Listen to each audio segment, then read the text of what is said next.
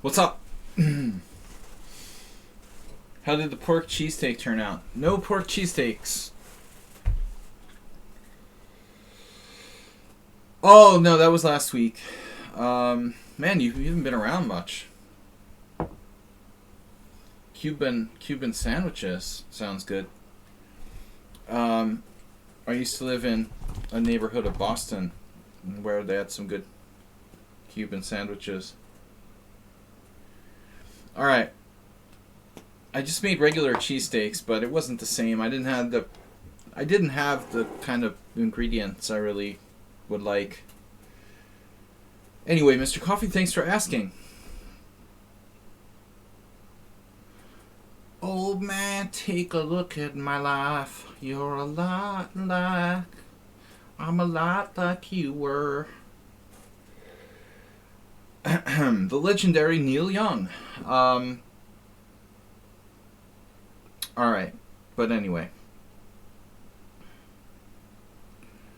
So, Ozzy Osbourne no longer is going to be performing. I'm so disappointed. Never was an Ozzy fan. But anyways.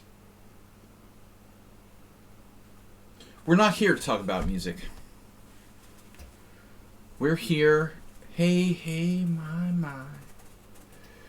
That's a little better than Ozzy Osbourne. But anyway. We've got Jim, Acerbate, Schumacher, Goiju, Vodka and Sauna, and Mule Skinner. Hey, hey, my.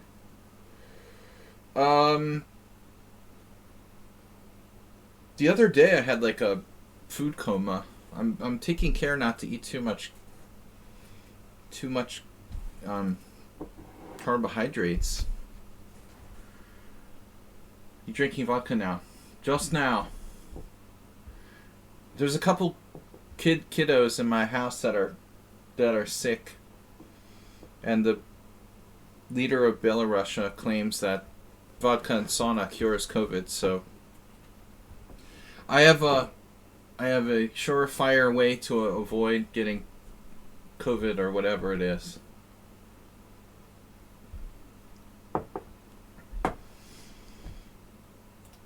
Feels good. All right,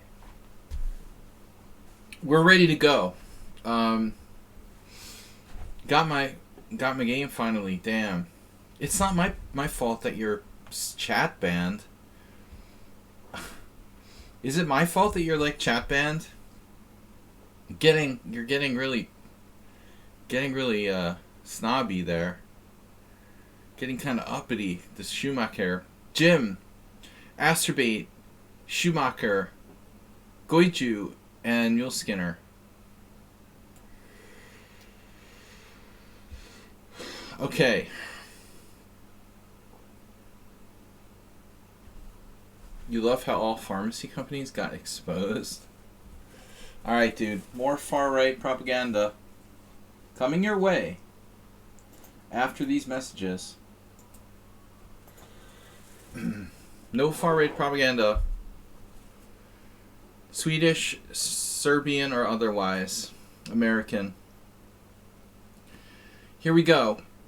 First game of this analysis stream is e4 c6 Caro-Kann. Jim is playing the white pieces. Jim, one of our oldest living members. I don't know, he's probably younger than me. Alright, e4 c6 d4. This is Jim t884 versus Jenna 5-9. Time control, 5 minutes flat. That's slow for Jim. E5. The E5 C5 Botvinnik Karls variation. Where's Gina? Papa Gino. I had a weird dream about my mom, and she was in this, like, this was a couple days ago. I had this weird dream about my mom that she was still alive, she had Alzheimer's, and she was in this hospital that was run by, like, Bulgarian paramilitary guys. It was very strange. The leader of the hospital, the Alzheimer's hospital, run by Bulgarian paramilitaries, was Peter Ginov.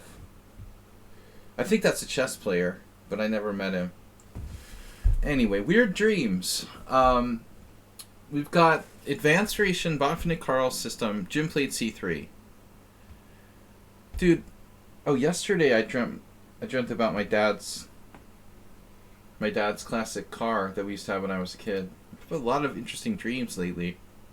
I dreamt I brought my dad's classic car from the 80s over to Hungary. We still had it. And it was in a hospital. Like, and it fit inside of, like, a hospital elevator. I was able to, like, transport this car, a full-length, like, Chevrolet, inside a hospital elevator. You know, you can do what you want in dreams. But Jim, I can't condone this move. This is not the French defense. It is not the French defense. We don't condone this chicken shit move. You need a big elevator for that. It was like nothing in my dream. It wasn't weird at all that I'm like transporting a car in a hospital elevator. It didn't seem weird at all. I'm like, oh, it fits perfectly.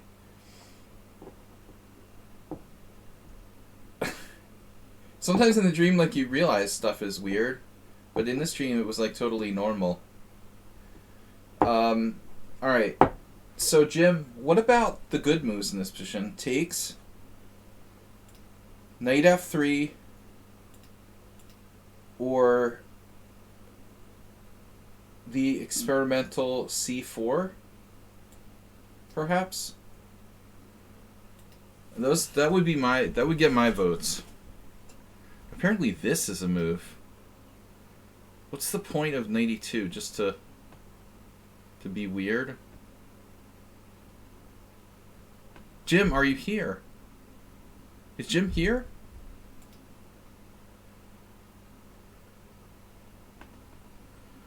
Lucid dreaming. Yeah, I don't like c3. This move has a bad score.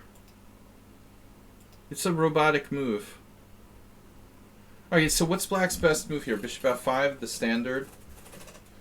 Bishop f5, not so good. Because we have the possibility of this. Yeah, I don't know.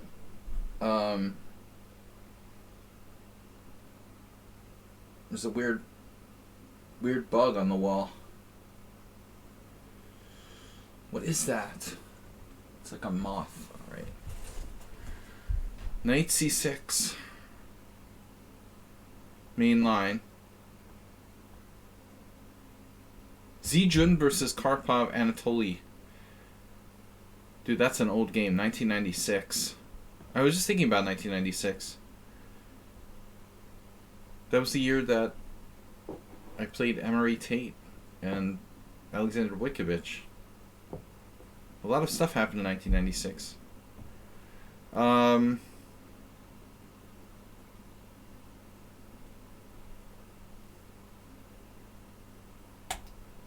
Yeah, I don't understand this exchange for black either. Like, why c3? Why c takes d? I don't understand either side's moves. So knight c6, pawn takes c5 maybe. Knight c6 is definitely the best move.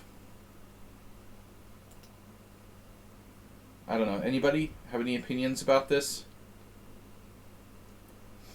I don't know. I guess it doesn't make sense to take on c5. I don't like white's position, though.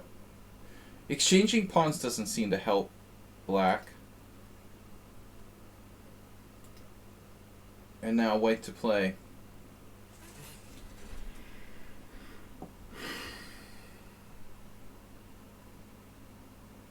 I imagine if black plays g6, we like transpose to...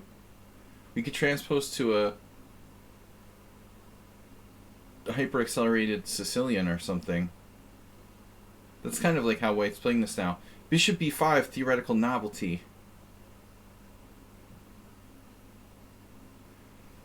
But, I mean, this might not be bad. Sorry, it's a Caro-Kann, man. It's the Botvinnik-Karls variation. I don't like it for either side, to be honest. There's a lot of questions I have, you know. My first thing is that I tried c5, I don't really like it. I think that bishop f5 is better. Secondly, if you do play c5, white definitely shouldn't play c3. Thirdly, black played c takes d4, so I don't really like anything happening so far. Knight c6, and then here I don't know what white's supposed to play. So I guess if knight f3, black has bishop g4, but hold on a second. Is there something with this?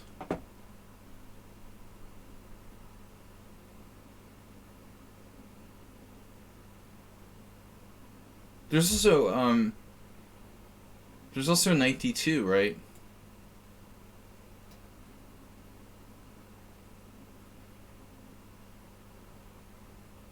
I mean, I guess there's a lot of moves that white could play here. Well, white hasn't won a single game in this position. Needless to say, knight f3 is not a great move. Allowing yourself to get pinned. So what is white supposed to play? Knight c3. Knight c3. And so that way, you know, if a6 or something, these squares are super juicy. There's no pin with bishop g4. So black has to play either g6 or bishop f5. Yeah, knight c3 is the right move. It puts pressure on this, so black can't just like go off with his queen or something. So he has to play bishop f5. This is the question.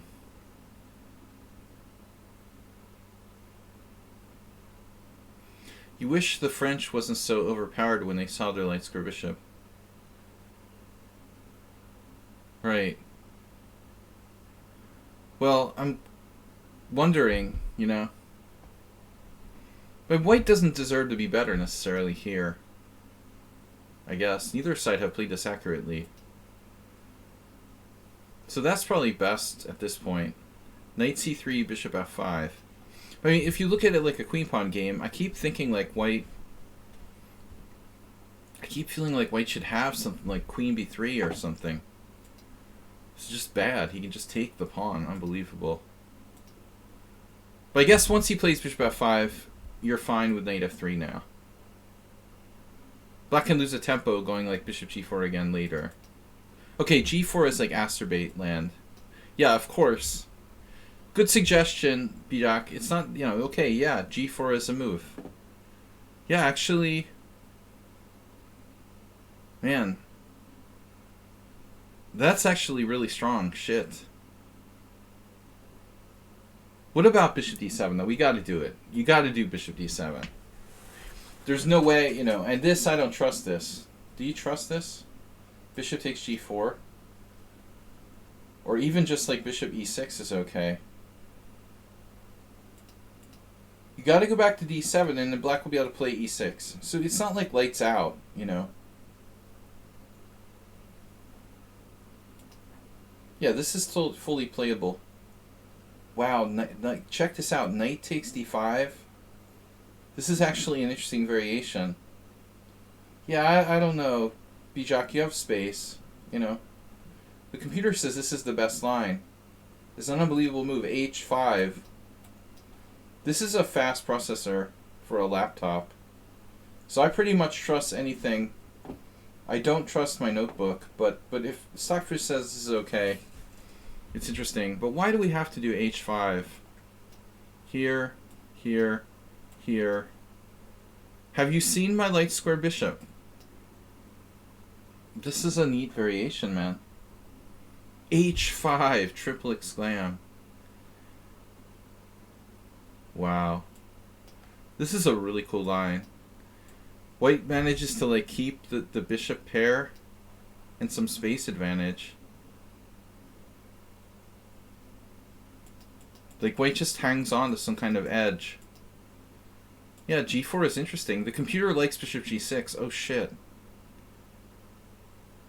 So that's also actually a thing. Wow. Sorry, I don't like the way either side played this game. Bishop b5, I get it. But I don't think it's dangerous.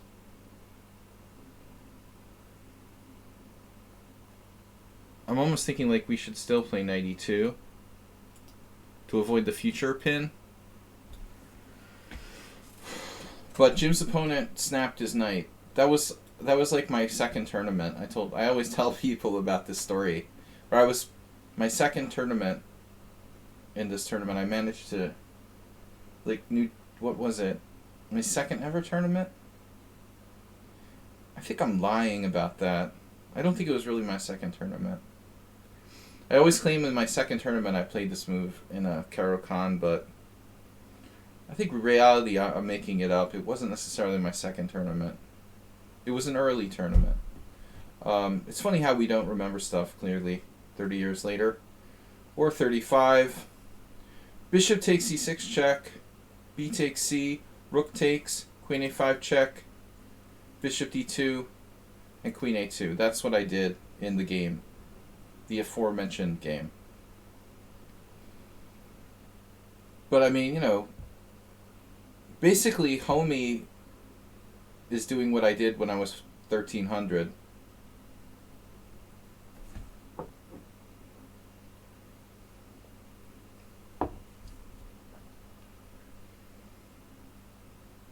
This is crazy play by black. You're giving white a huge initiative. Now there's no way that bishop takes b1 is the best move for black here. It's materialistic. On the positive side, he forces an exchange. Actually, maybe black can play something other than like grabbing the pawn now. But if he does, I guess he gets stuffed with like b4. Stuffed turkey. Check here takes. Do we do e6?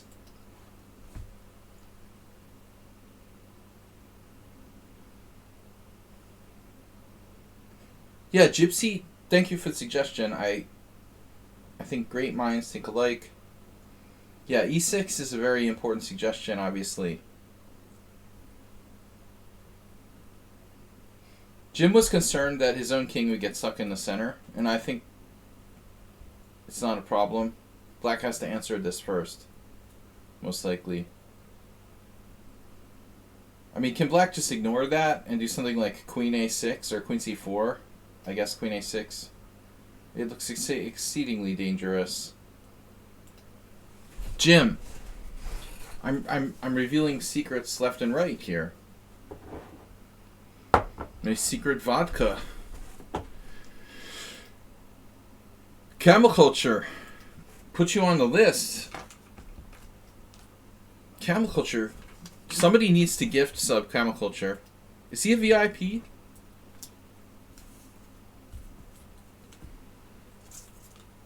Give that man a gift sub. Would the National Masters automatically get games analyzed? I forget. Alright, think about it. 95 is just winning here. I mean, the assumption is like probably black has to take, right?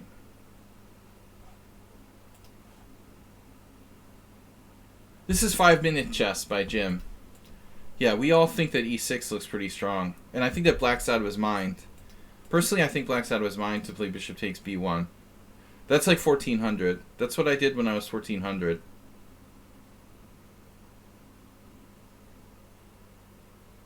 Confessions. You're always late anyway. Yeah, let's all confess something. Camel Culture confesses that he's always late. I confessed I played a materialistic bishop takes b1 when I was like a 1300. He doesn't have to do this though, right? Like he could just try to like regain his sanity and play maybe e6 and try to salvage what's left of his position. But you gave him, you know, hope here. And then queen c2. Queen a6. Right. By the way, like, is this just going to get attacked by rook a5? What's queen a4 about?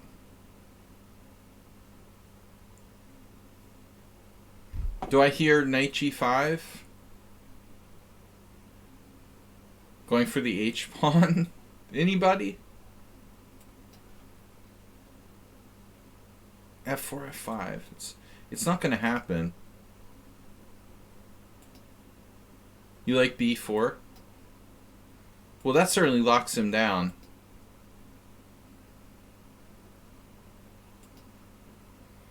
The queen a4 strikes me as surprising.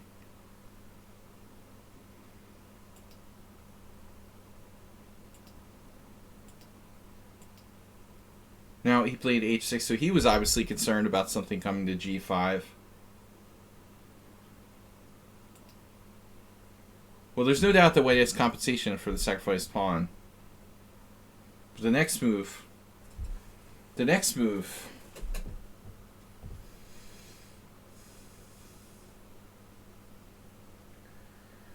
Black's next move reminds me of a game I analyzed with someone today. Who was that someone?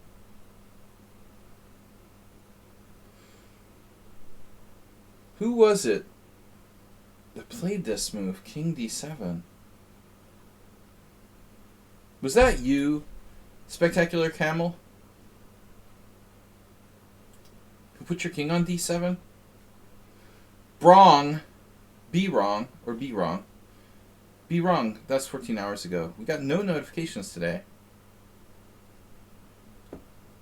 Yeah, this smells like a plan. You know, you think it's a coincidence that he played h6 followed by king d7? Remember, the guy's 2300. That's reasonable rating. So he must have some skills. He obviously doesn't know the openings very well, judging by the way he played his Caro-Kann. So my bet is that Mr. Genie is like a decent defender, because he gets bad positions very often. But this move... g5. Not a defensive move. Quite the opposite. Yeah, I mean, I think that we see the classic exploit here. Of course. That's like the Caruana does g5 in the Caro-Kann. The game I analyzed for chess lecture years ago. I hate g5. It's just gross. Black's punishing that usually with this, and then later f4. I mean, okay, the guy might have to do something here. And I'm not sure that Jim's play was that accurate. Bishop g7 is disgusting too. But the problem is now you... Yeah, actually, this is a good move because you paralyze him to c6.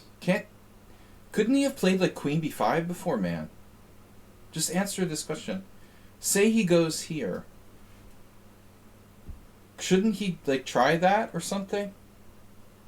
Can he buy a vowel? If he plays queen b5, what do you do? Like back here and then resume threats over on the other side? I mean, ultimately you can attack his queen again with rook a5 and play like b5, so it's not so simple. But let's say you go away. I don't know. He plays like a6, you attack him, he goes back. But he's kind of like pushed you away from attacking this momentarily.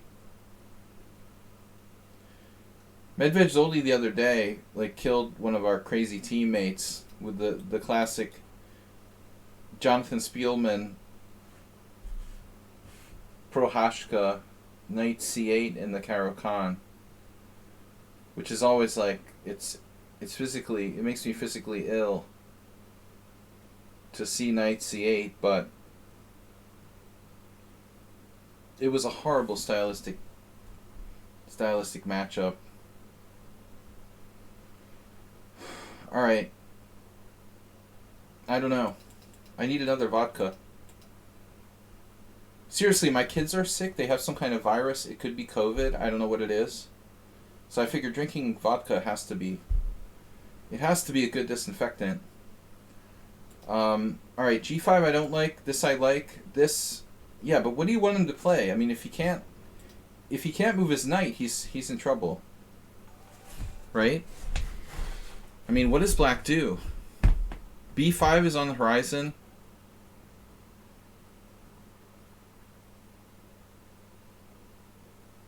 I doubt there is a solution. I guess black is, like, positionally lost. a6 is the best move. Maybe rook c8. Do you have this? Do you have b5? He takes to the queen. You know, that could actually be strong. Dude, I might jabbed. Yeah, but I, like, forget how many I had. It was so long ago. I had, like, 3 COVID vaccines, maybe 4. But I can't even keep track of stuff anymore. I don't remember if it was 3 or 4. I wonder if you have b5.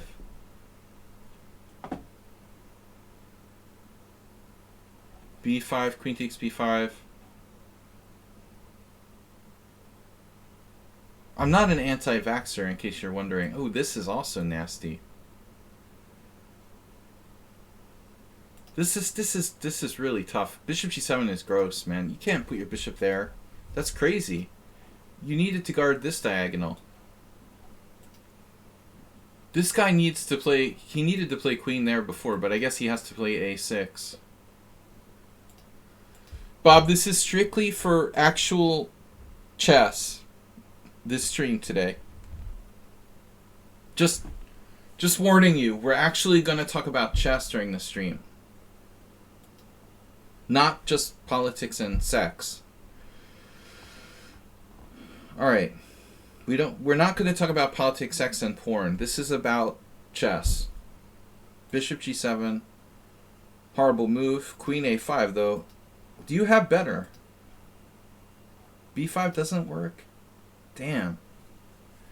I like to flick on the engine just for a quick check. It is interesting. I would have been really tempted to play this, man.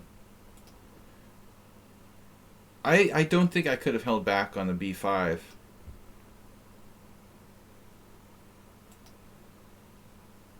Remember that this is a 5-minute game. So queen e5 really didn't do anything. It wasn't a deep thought. Jim actually wasted time, but he's got this little sneaky... He's got a sneak attack there on d6. Damn. You don't have it now? Clearly has taken the queen. Jeez, this looks... Wow. Check, king e8, and he just walks away. That's his plan, just walk away. Into the distance. The Sundance Kid. He just walks away. Oh my god. There's nothing there. h4. Yeah, I mean, your rook is on c5 now. That seems weird. This pawn is a problem, though. He's starting g4, your pawn falls. So you can't play knight e1. So this, like, artificially protects d4. But if knight e1, then knight f5. Maybe this is some point, right? b5 will blast him. So he probably has to play a6. This dude should have played a6 already. I don't know what he's thinking about. He needs to play a6 like yesterday. Knight g5. Now, there's no need to sacrifice pieces and stuff. White's just better. So Jim comes out from the other angle. Oh, that's why you don't play g5.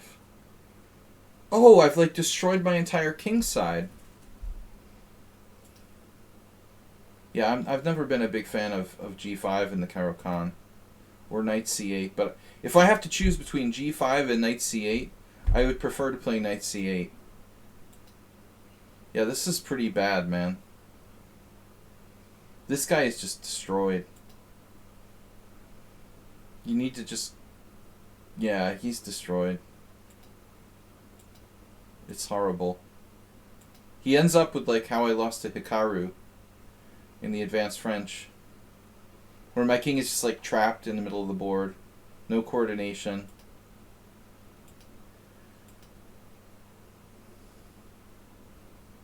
But where's the finishing blow? Just queen f7. Does it work? This almost works. Black wins on time.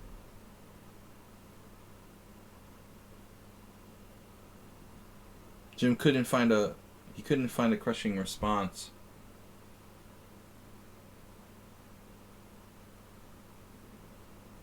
Well, black's threatening queen takes c5.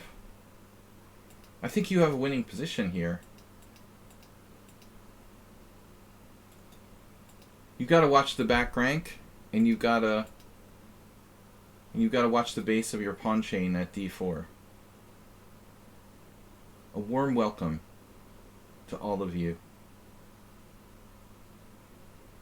I feel like this is a winning position. Bishop h6 has to be good. No, so like here, if you play some kind of sensible move, what would it be? I don't know. I kind of like your position. But you have a couple problems to solve. That pawn on d4 and the back rank. So obviously the suggestion, I guess, would be queen, like, f4. Queen f4, threatening the g pawn. He takes on a5. You probably have to take it. He takes back, and then you just, like, take on g4. But this, yeah, this isn't clear. His king survived. So what happened here? He got in a5. So this is just bullshit. Is that what you're telling me? How did he get the a pawn? I don't understand. Takes, queen b3, queen h7, king e8, bishop h6. Wow. Bishop h6, queen h6, and then you lose your a pawn. You can't lose the a pawn or your center. You need to keep this pawn on a5. Yeah. The a5 pawn is too strong to give up.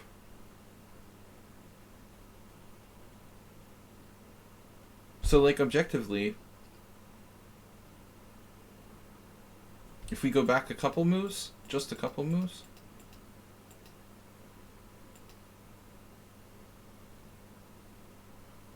you know, honestly, like, maybe you should have played h3. I know that's deep. I think you have to have a big advantage here. Is he threatening queen takes b4? Damn. Sorry, he's threatening queen takes b4, so what's the previous move? So, like, bishop g7, you have a huge advantage, +2. Look at that. h4. That's a hard move to find. It's kind of counterintuitive. Knight e1, definitely not hard to find. Because you got him set up for knight e1, knight d3, knight c5. Yeah, you had a huge edge. It's interesting how it went down, though. This was bad. You wasted time. And now you're only slightly better. But damn, knight h4 was the big one. But I can figure why you went to h4 because you didn't like knight f5, but I guess he can never play knight f5. So if you would play knight e1, knight e3, he's still clearly worse. Yeah, alright. Knight e1. Acerbate versus Otalora. Otalora. Crochet Queen, 68. Thanks for following. Martin, hey. Okay, guys. What we're doing today is tell us about one of your exploits. The people want to hear about X-rated things. No Emery Tate stories. Sorry. What are we gonna do?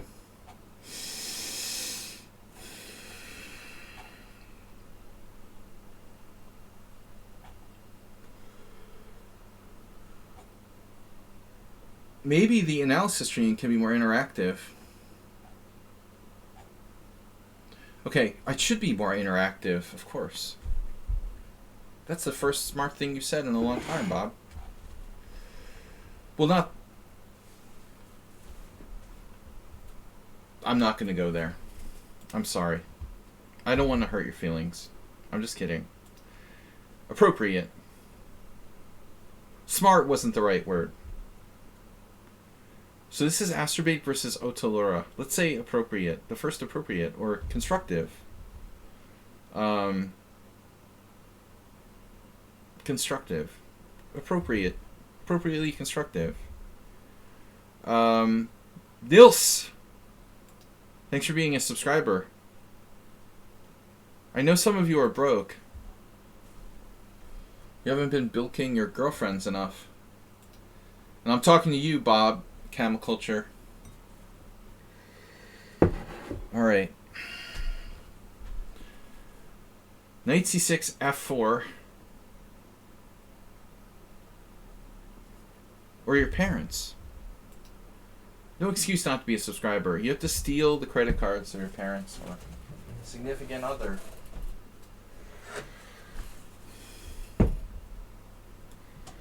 Alright. Serial monogamist. So anyway, I was preparing to play the Vienna last week.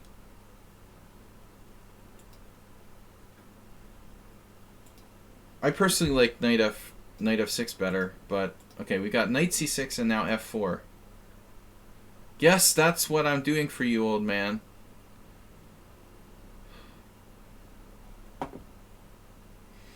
Bob, you're so full of shit.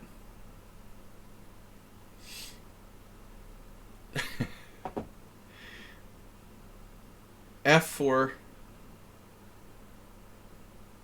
d6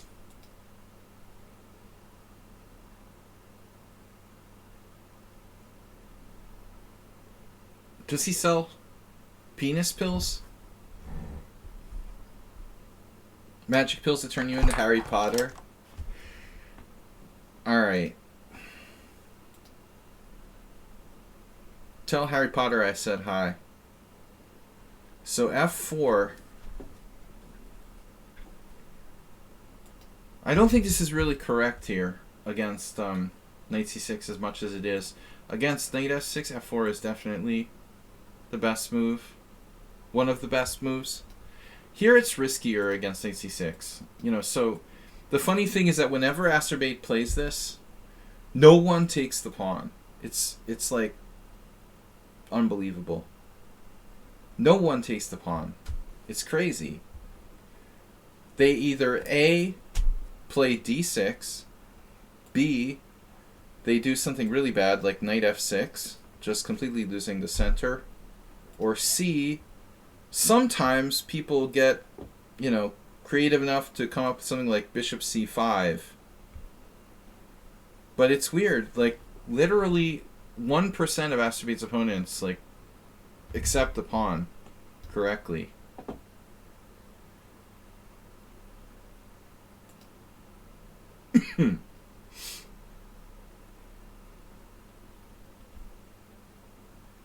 That's the problem. I mean, pawn takes pawn is a good move. And after knight f3, g5. I don't know, if this is good enough for white. The score, if you look at the database, is pretty bad. So Asterbate has to, like, once he advances to a high enough level, I'm afraid he might have to give up. I think when you reach a high enough level, you might have to give up playing f4. Once you start playing like 1900, 2000 level players, this move, it's sketchy. But I mean, majority of people don't know what to do, so they just play d6, and now black has a bad position. After one simply slightly passive move, black already has a clear disadvantage. White just has f4 for free. It's like playing the King's Gambit for free. There's the sub badge. Dude, you were hiding it for how long? Damn, Bob. How long have you been hiding your sub badge just to troll me? That's the question. Did you just subscribe? I didn't see any notifications.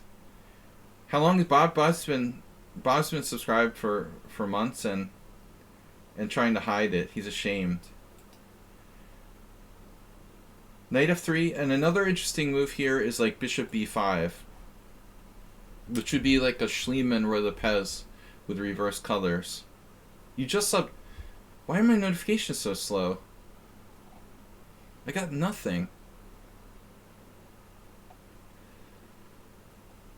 You mean like just as in the other day or something? Or maybe earlier today? Okay, you subscribed, but it wasn't when I was live. Yeah, this is huge for white. But knight f3, like, aren't you letting him go back into... Okay, this is not great. White, if you take on f4 now, white has like d4, d5. This is a improved variation. We've seen this before. Knight c6, not that useful. So black played this, though. I don't know what black is doing. And Asterbate, I've told him before, many times, it's possible to play bishop b5. Of course. Yeah, exactly, Gypsy. Of course bishop b5 is totally fine. The problem with Asterbate, he's always been a bishop c4 player, so in the Italian game and stuff, he's used to putting the bishop on c4. But I think bishop b5 is... It's like a good Schliemann Roy Lopez with extra tempo. But I think bishop c4 is also okay. Wouldn't one assume pawn takes pawn is an option here? We saw this game last week. John Frankel against Nicola Paglietti. I said this guy, Paglietti, was at the World Senior Championship in my section. He's like an oldish Italian FIDE master, probably around 60. At least, maybe I'm just confusing, it's a similar name, but pawn takes pawn, d4. What do John Frankel and Sladgie have in common? What do John Frankel, Sladgie, and Dan Harrington have in common?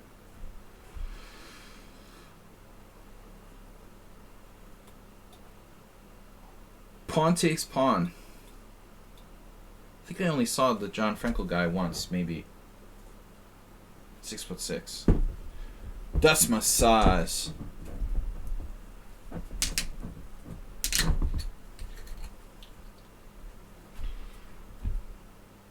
We're on the Boylston Chess Club Championship trophy. Who's the Russian guy? What Russian guy? Okay, bishop c4. Bishop e6. Wow, this is... I gotta give this guy credit, man. That's a move that most, like, under 2,000 players probably are afraid to play. Oh my god, I'm gonna have double pawns.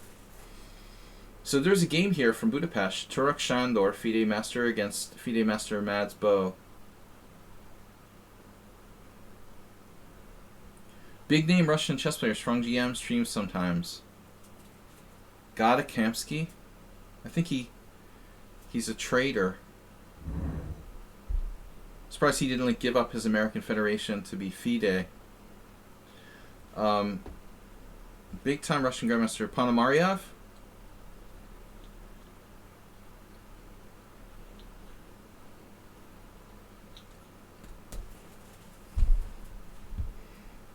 Yeah, Kamsky has an American passport, so it's interesting. It's interesting. Since the Russian invasion, he's only played in like team championships and stuff. I'm sure that he lives in Russia.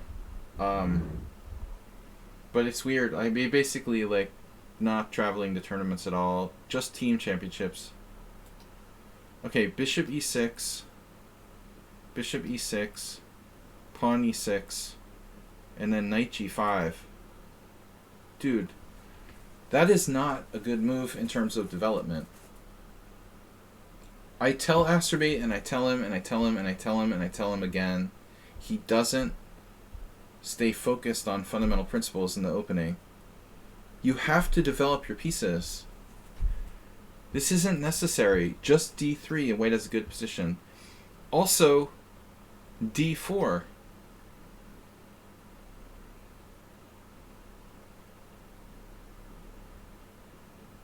d4 is reasonable. I think d3 is more solid. But this is crazy, unprincipled.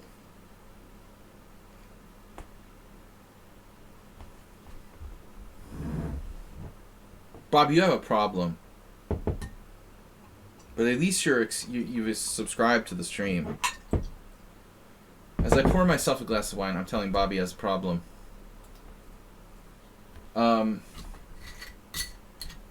It's okay to admit you have a problem. You just have to keep it under control. Self-control is the key, right, Bob? You know that as well as anyone. Alright, knight g5. Any kind of addiction, I think self-control is the key. Knight d4. Asterbate, why are you not...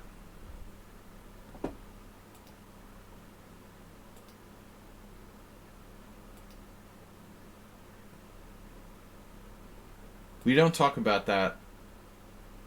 That brings back scary memories. Okay, knight g5, knight d4. This is horrible for white to play knight g5. What are you going to do about the knight on d4 now?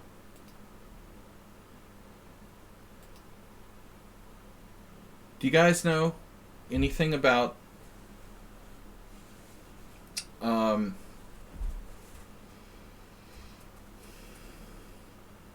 game theory?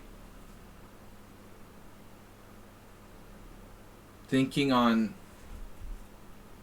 different levels we're talking about. When you're like a noob, you only think about your pieces, what you're threatening, what your cards are, whatever.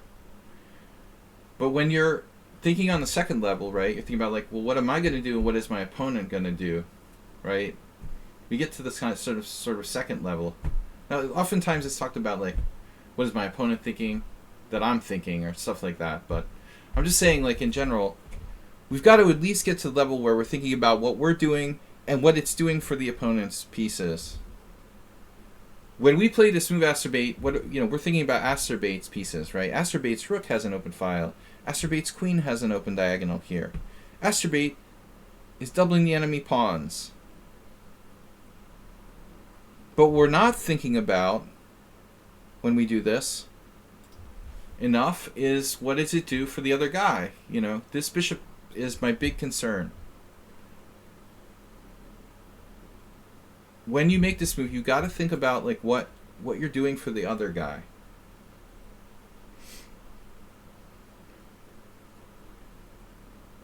You're making his bishop great again. The question is it worth it? You're also opening up his queen here. You're improving the scope of the queen. You're improving the scope of his bishop. What do you got in return? Possible long-term weakness? Possible, but maybe not. And then the open file here, which you're not even ready to use, and your queen on this diagonal. But I mean, his bishop really sucks. That's his worst piece. This is his worst piece. Blocked in. So I'm just thinking, it's not all upside. When you play pawn takes pawn, the beginner is like, oh, this is definitely a good move. You know, I'm doubling his pawns. I'm not so sure. Castles, and now black played. Okay, next game.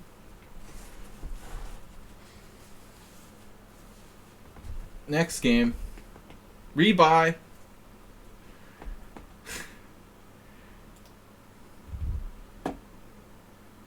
Knight takes e4.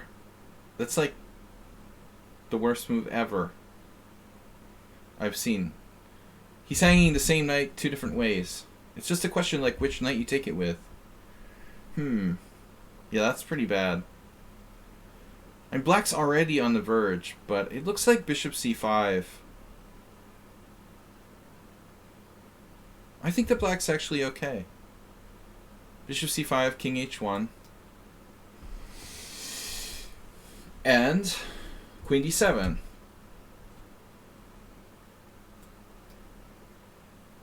You might have a rook exchange. That would be an exchange sack with queen h5 check, a la Emmanuel Lasker.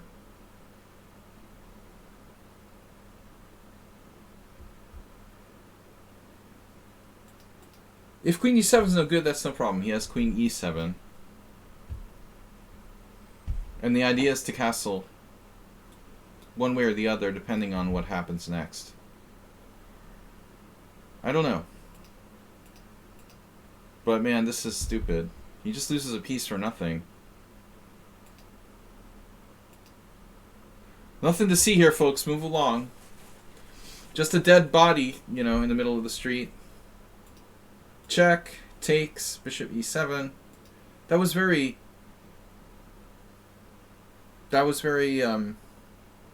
unsatisfying, Asterbate.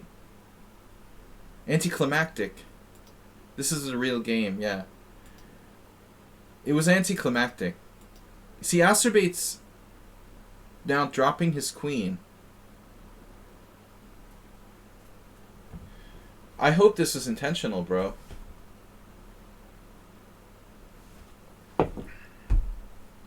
It was too easy. You know, I do this sometimes. If I'm playing anonymous games and someone plays really badly, maybe I'll spot them a piece or something to make it interesting. But this is a bit much. Like, you gave him a whole queen. That's more than a sporting gesture. Aster got banned recently. No, he got timed out. He's never been banned like you. He just hung his queen. He used a minute and 30 seconds for the whole game. It's a 30 plus 30. No, like, here's what happened. He used a minute to reach this winning position in 30 plus 30 time control.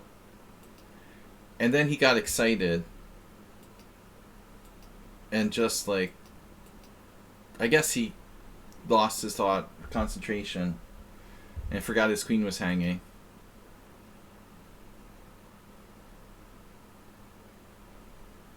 What the? Wait, what was that? I'm totally confused. Right. Here, check. Here, he goes back. He forgot his queen was hanging. Right. So how much does he have? 2 knights for the queen. By the way, like, d4 was... I bet he saw this. He figured it was a good gamble. Maybe he can get rook d1 and, like, skewer the guy's queen there.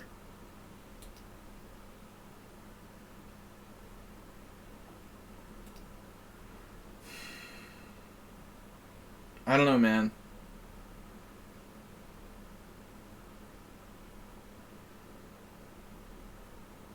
I'm going to humor him by going over this game, but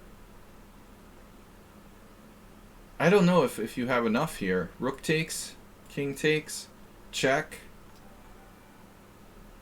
We're probably just lost. I think that white is lost, man.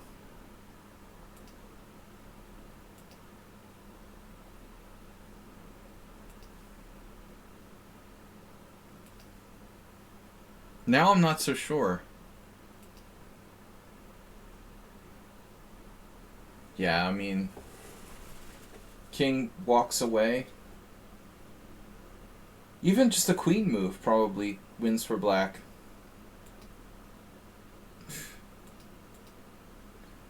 So let's say king c8.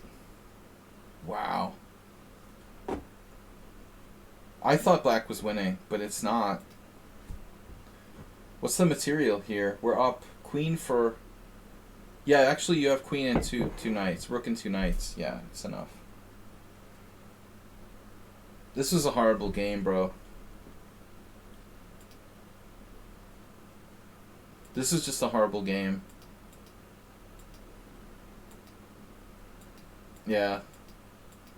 I mean, you didn't play the whole game horribly, just the end, you know, like... It's crazy. He drops the whole queen, and then wins anyway. That's not what we're aspiring to, Acerbate. We want to play correctly. But I give you credit for hanging in there. Alright. We got follows from Pragnanatha. The Pragnanatha. There's a lot of them running around. Multiplying like bunnies. Don't forget a name like that. So, yeah, I don't know, Acerbate. He judges his games by the final position as to whether they're like suitable for the stream. It's a cute mate at the end. That's the important thing. You know, I don't think that's the important thing. The important thing is the quality of the game. That's one way to read into it, Bob. Wasn't my intention, but it might have sounded like that.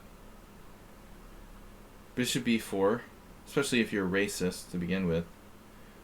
Bishop e4. This is an interesting opening from Schumacher. Queen a4. Yeah, I finally hit it off with the racist anti-immigration crew. But it was pure accident.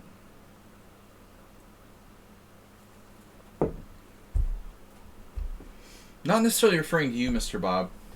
We do have some racists on the stream. You haven't really been here much lately, bro. Bishop e4. C takes d. So, should we play c takes d?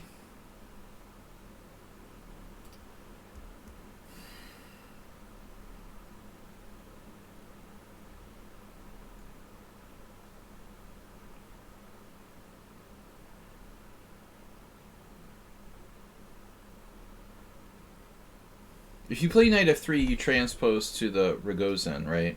After knight f6. So if white has a better move, what is it?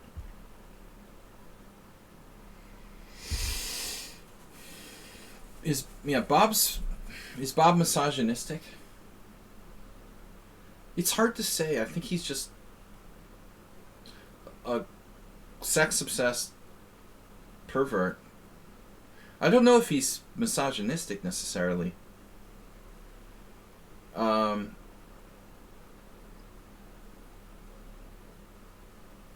Bishop b4. My question is, like, does white have a better move than knight f3? If you play a3, you essentially call the question about this bishop. You know, I think this is a principled move.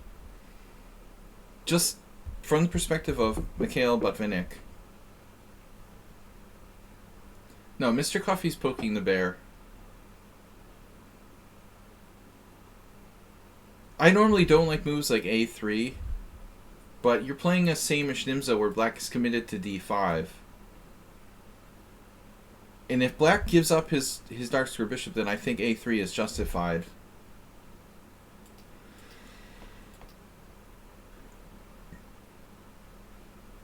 So I vote for that being like a reasonable move.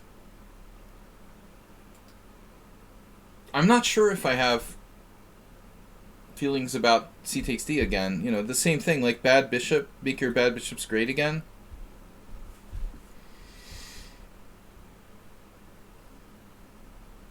I'm not really... I mean, this is more a question of opening theory than analysis of the game, I know. But I like to think about stuff philosophically. You couldn't make me play a3, but I might try it. Well, I mean, the point is that it's justified, right? Like, he might actually be justified in going back to e7. This is not a ridiculous move. a3 is not that useful for white, to be honest. And bishop d6. Bishop d6 allows e4. I think there white is definitely better. Yeah, so it's, you know, you gotta take. I mean, you could play this. You're giving white a free a3 in the queen's gambit. It's probably not that bad, but yeah. That's your only other option here. I mean, your queen c2. You can play queen c2. You like queen c2 anyway. What's up with d takes c4 though? What do we transpose to? Alright, so you played c takes d. This is horrifying.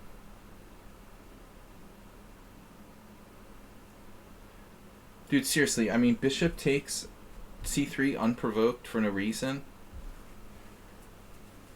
Why would anyone want to do that? Like, just trade off your good bishop as fast as humanly possible. This is such a bad move. You have a pin here, you know? It's only upside. Why do you want to, like, give away your own pin when white hasn't even prevented it? This is such a stupid move. Takes, and then e takes d5. Now the possibility exists for you to develop the bishop onto this diagonal, but I think it's debatable.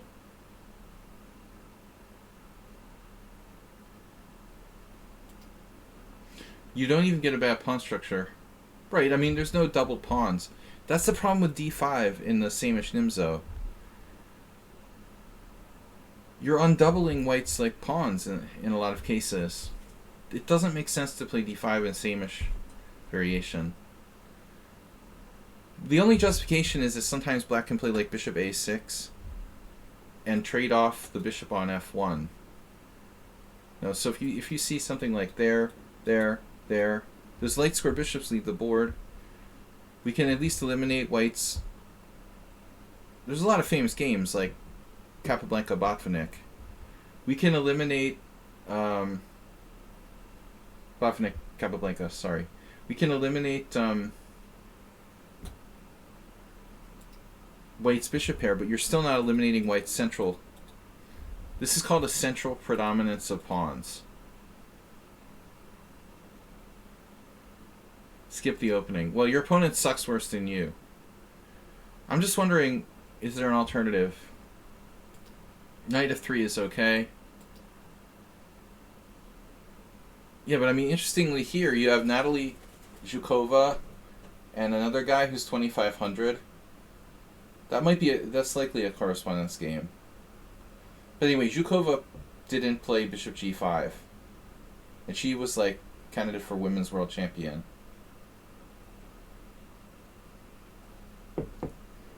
No, is bishop g5 automatic? Certainly not.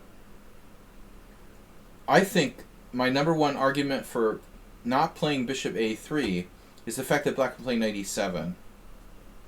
But if you think about it, when you play knight f3 and black plays knight f6, black is making an excellent case for you to play bishop a3.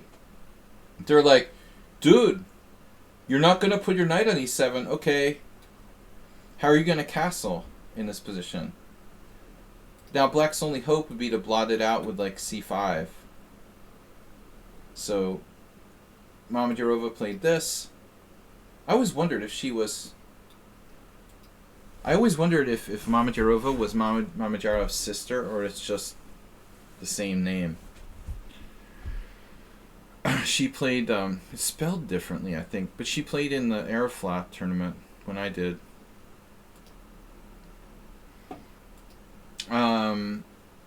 trying to block it like that.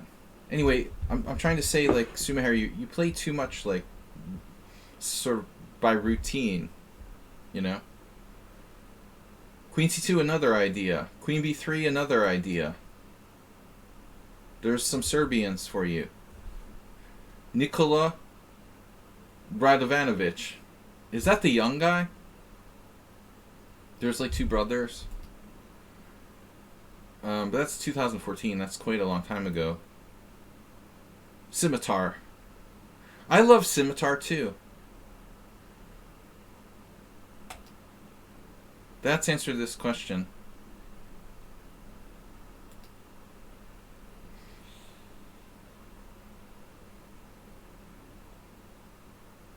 You played very simply, and it's fine. But I mean, you know, bishop h4 needs to be considered. I'm not real like big on this. So you don't like allowing bishop f5? But seriously, dude, I don't think that bishop f5 can just be played in any situation. Like, if he plays bishop f5, man, you're gonna be all over his b pawn. Like, what's happening here? He can't just play bishop f5. Any position. He needs, I think black needs to have c6 in at least to be able to meet like queen b3 with queen b6 or something like that, you know.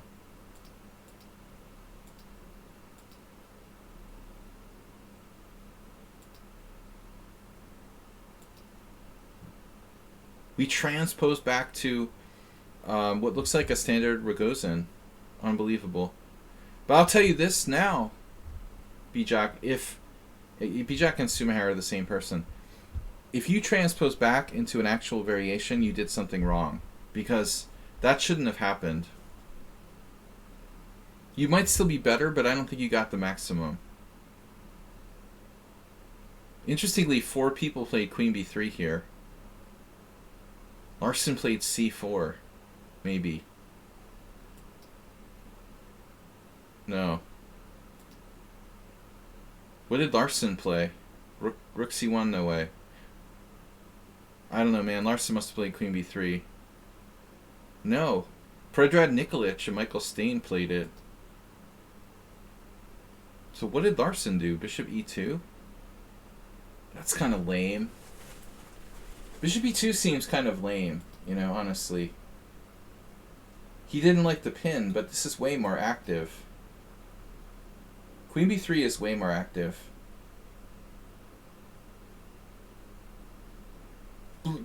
Blah. It is awkward when you have a different screen name. But I mean, I have the same thing. I have one name on Twitch and another name. Do you think I should do the same, Bob? I should be like Sladgie on lichess? Why didn't I think of that?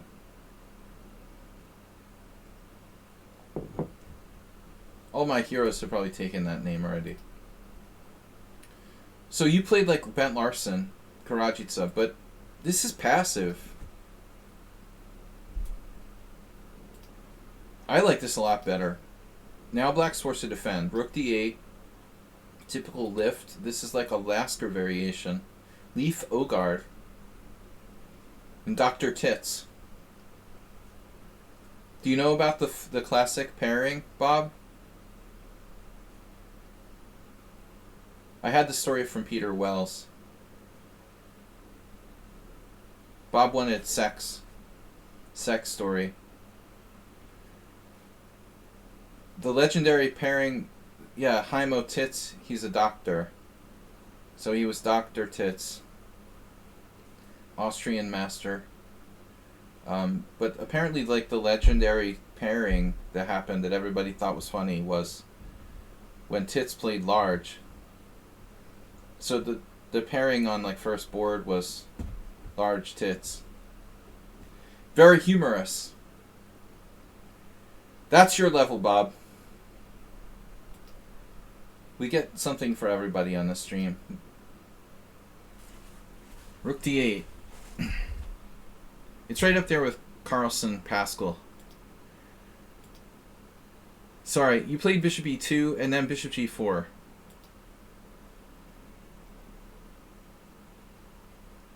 I wonder if pitting the knight makes sense if there is no pin. I told the story, I know. I didn't think I told it very often. It's really not a story, it's more of a reference. Not enough to be a story. Bishop g4. Do you want to pin it? No one else felt that was a good move.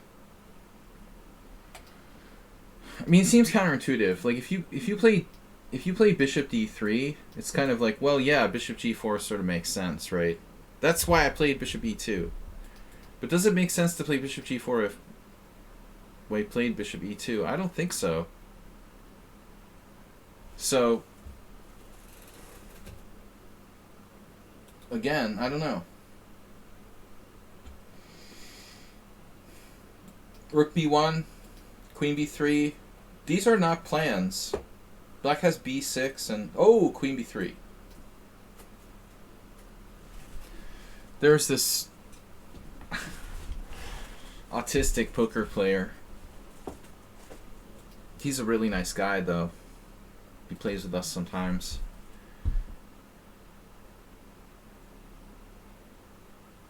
They're like the same in chess, you know, autistic prodigies. They can be very good. He always says that he like nods his head. He doesn't say anything. He just nods his head. No matter what you say, your mom is ugly. Alright. Queen b3. Double attack. What are you going to do?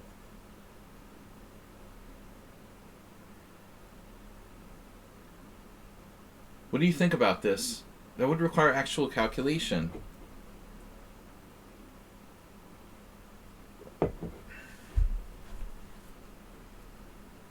Maybe some other people can share some other great pairings. Large versus small.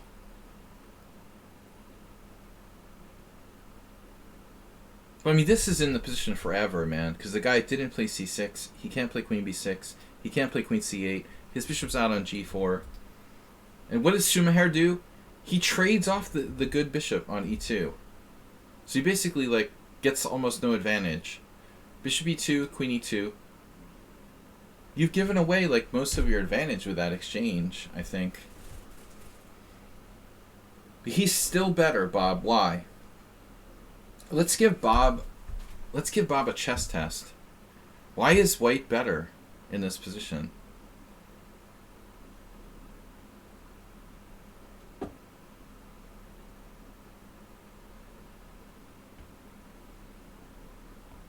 I mean, it's best summed up in one word, Bob.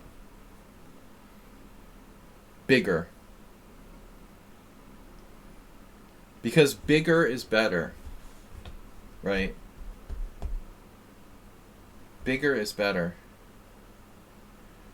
This, I think, is really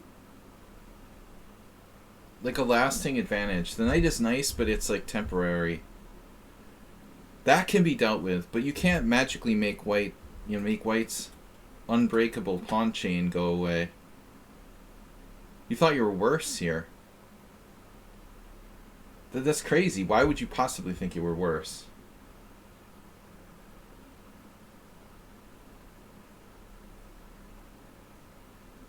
The d5 pawn is a problem. b7 pawn is a problem. If black ever plays c5, he's going to have an isolated pawn on d5. Very hard to execute like f4 break. You can play c4 at some point. Maybe even e4. You can go for a big clamp on the king side with f4. White has a clear advantage here. See, the knight went away. That wasn't a big problem. It didn't last long. But I think the point is, like, anytime you get to some sort of structure like this, or here, even in a simple structure like this, yes, black is probably okay. But I mean, at the end of the day, it's like those two smaller islands aren't as good as this big one. The big island, like all the pawns protect each other, and you can exert pressure down these lines here. till the cows come home. So, you know, there are some cases where like black can maybe attack with the heavy pieces frontally. Like if he had tons of time, he could lift his rooks up and like checkmate you on the king side or something, but white's just better. You played f4. Okay, this is a normal idea, but you have to be careful about this. Here, if I were black, I would really like wish I hadn't freaking played h6. I want to tell everybody who plays the black side of the Queen's Gambit, by the way, that you should really always think twice about this h6, because a lot of times people play it without realizing like the long-term ramifications of playing h6.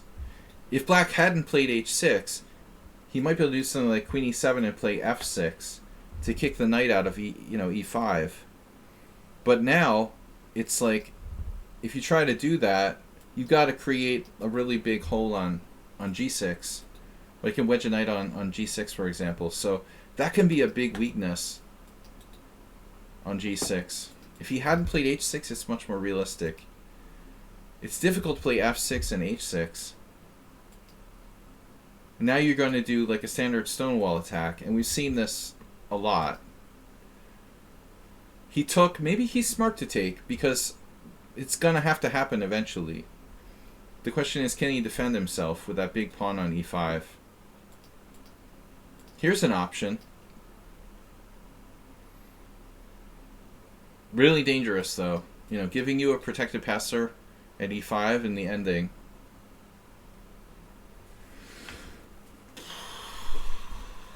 Yeah, I don't like it. You know, he might trade queens, but the ending looks really bad. So he probably doesn't do that. But the queen is the worst blockader. Did you know that, Bob? Queen is the worst blockader.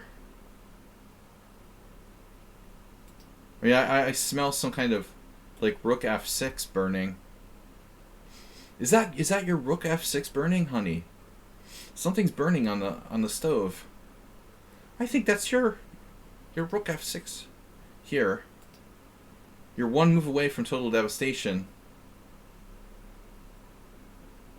Literally, like if this rook is on f1, black's resigning after rook f6. So he finds a courageous defense, king h7.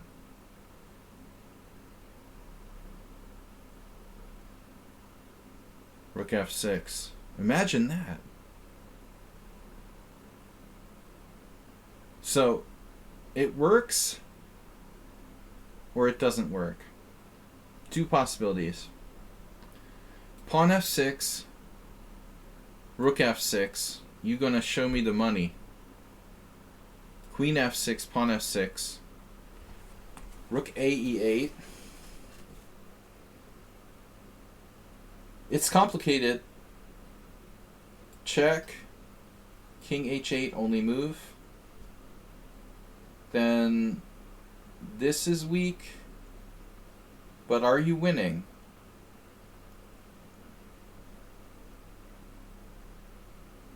But where's the win? What's the win? Here.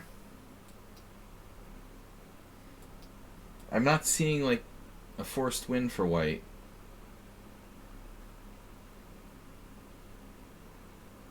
Do you have some kind of trick?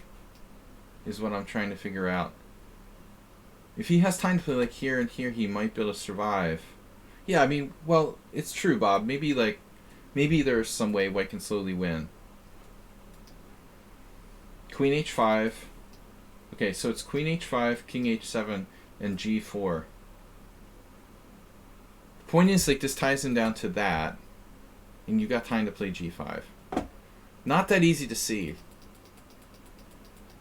I wouldn't risk it if I were black unless I had to, but if I was a little more fresh, I might be able to calculate that far.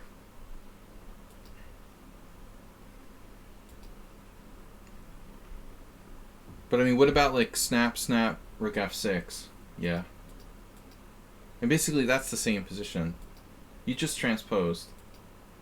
It's the same position. So what's the point? Like, you had g4 here. and it's over. This is the same position. Yeah. Because he's tied down to f7. The rook can't leave.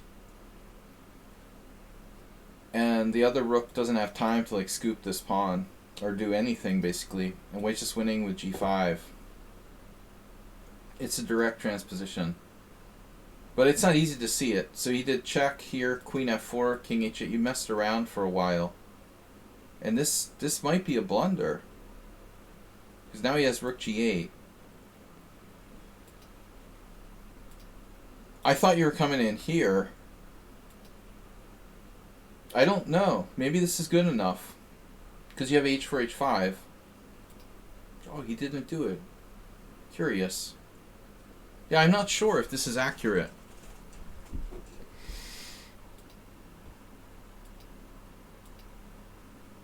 Feel like you kind of messed it up.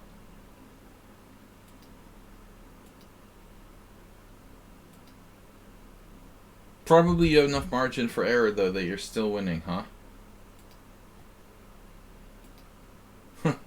I like the king, man.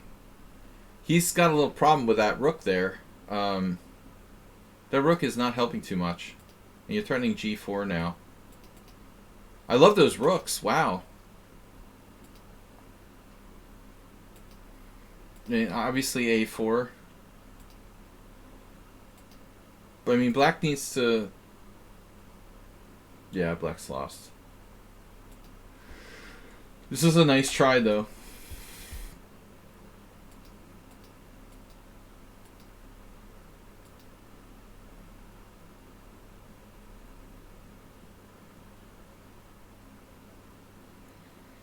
Yeah, you had to. You had to win this pawn. Yeah, nice game. Obviously, it's probably not necessary to take the pawn. d6, b3, d7, b2, check. Yeah, it's brutal. He's down a rook. Look at that. I mean, when you get to this point, it becomes very apparent, right? Basically, black is just... That rook just doesn't exist in this position. The rook on g6 is not on the board. Alright, guys. Well, thank you for your support today. We've got a lot of donations flooding in. Blind Bandit, thanks for contributing to the analysis in the chat. Alright, we've got... Goiju sent me a game. Feel free to start a hype train anytime now. That's the old Thursday. My old Thursday list. Mule Skinner. Mule Skinner is in the list. Camel Culture submitted a game. Camel Culture invited you to DCC. The Denver Chess Club. The DCC. What does he say here? Sorry, I'm always late to submit a game. This is my worst OTB game of January. I love it when they send the bad ones. Marmor. Let's see if we can add this game against the Marmor. Murmur. Copy, tools, analysis, paste, import, add to study. There we go. And then Mule Skinner is before the camel. Present. Guju, thanks for joining us. I'd like to thank Jim, Mr. Coffee, and Move 11 for their generous donations this week. As we head into the end of the week, Bob supposedly for subscribing. As we head into the end of the week, Friday is tomorrow morning, Rapid Challenges. Sunday, Simul, as always. Do you know if Columbia University has a legit chess team? I heard they did, but I haven't paid attention recently. I know they did in the past, Bob. But it was like not like sponsored by billionaires and stuff or Susan Polgar. They don't make a big deal out of it, you know, like these pseudo schools, like Webster University or whatever. But I mean, Columbia is like a elite university. They don't need to make a big deal about their chess team, to be cool. They had a legitimate chess team, I'm sure, many, many times. I mean, I know that Columbia's typically like competing with those sort of pseudo schools. All right. Goiju just donated 1,000 bits. Thank you, Goiju. So this is Goiju's game, actually. In lieu of his donation, we're going over his game. Against Mo. Okay, so this is from Tuesday. Tuesday we had 15 plus 5. I don't know anything about Mo. It's a player that has Jordanian flag. I mean, Ivy League universities usually have a chess club, at least. Harvard was pretty good in general. I never hung out with the chess players from Harvard, but I was always around. They would host like blitz tournaments. For example, I imagine Columbia similar as an Ivy League school in terms of stuff like chess club. What stays at chess club comes to chess club. Whatever. Bing! But I imagine like Yale, Brown probably weaker. You know, it kind of depends on the location. New York City, Boston, you know, you're going to have an Ivy League school and they're going to take chess more seriously. If you're talking like University of Pennsylvania, Brown, or like Cornell or something, or, you know, the random locations are going to have like weaker chess teams probably. I would imagine Harvard and Columbia would probably be the strongest. Nobody like goes to New Haven, you know. I mean, Yale is like, you might get lucky, have a couple chess players. Columbia and Harvard have like walk-on chess grandmasters. All right. You have to have a good chess club in New York City as a university, as an Ivy League school, or obviously in Boston. So e4, knight f6, knight c3, d5, e5. Well, this is cool to see. I used to play this line for black. I would always play knight e4. You believe in the location theory? No, I do too. I mean, Boston and New York City have chess scenes. I know for a fact Brown University is a great school, but I can't even think of like one. I can't think of one strong chess player who ever went to Brown University. Coincidence? Cornell? University of Pennsylvania? Like, Patrick Wolf went to Yale, I think. Just to shame his parents or something. Because they were from Harvard. Alright. e5, d4, e takes f6, d takes c3. This is the boring variation, though. No, honestly, Goju, you're the guy who plays, like, you're playing Alekhine, you're playing the knight g8, so you're willing to play, like, crazy stuff, and you want to play dynamically. This is, like, basically a kind of boring variation if you go into this d4. No, you're wrong. Penguin GM, he's Penguin IM, first of all, but he's at Princeton. Also, not traditionally a strong chess school. Because who the hell wants to, like, live in New Jersey? And I'm absolutely, you know, from New Jersey, so I can rest assured. Yeah, he's a GM. His name is Penguin IM. So, e5, Stanford might be good. Stanford from the West Coast. E takes f6, d takes c. I think some legitimate chess players might have gone to Stanford, I'm not sure. Um, San Francisco is a decent chess city, by the way. I would say University of Chicago traditionally had a strong chess team.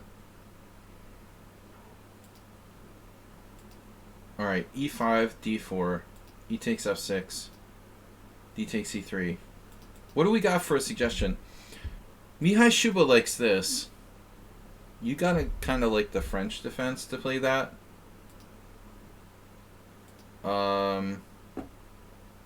I think that Hans was hatched in Silicon Valley.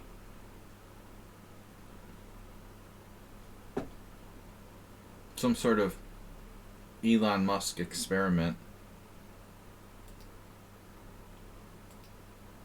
gone wrong.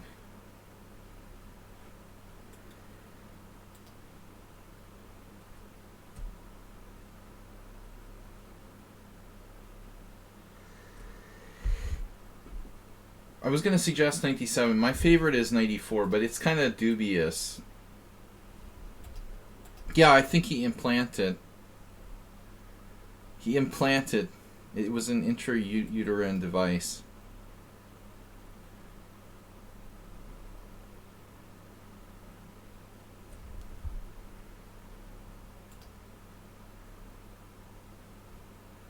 I asked Mr. Coffee, he made a funny AI picture of Elon and Hans merged. I think, Bob, I already told you about that. They look better as one person. Because I think they're both kind of weird looking individually. They're actually enhancing each other. d4, e takes f, d takes c, f takes g7, check, queen takes, and that's like uber boring.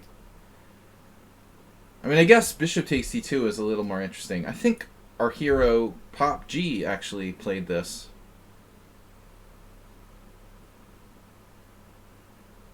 This is my Sunday's opponent, Rob Marcus.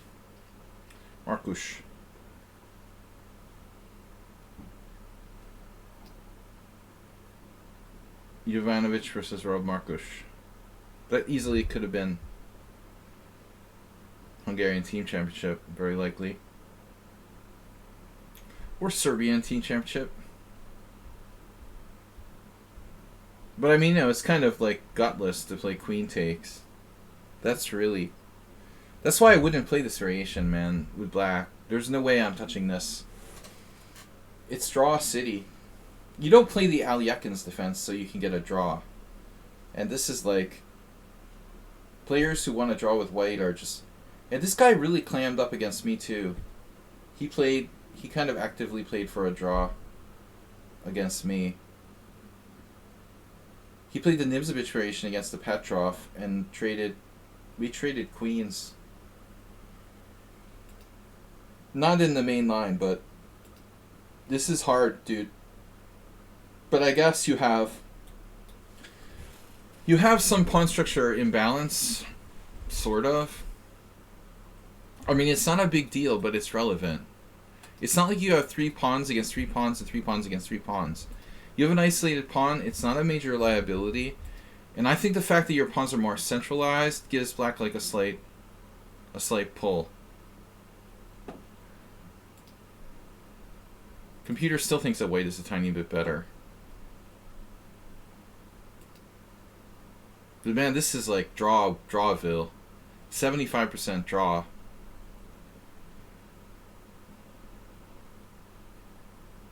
Bishop f5 looks pretty good.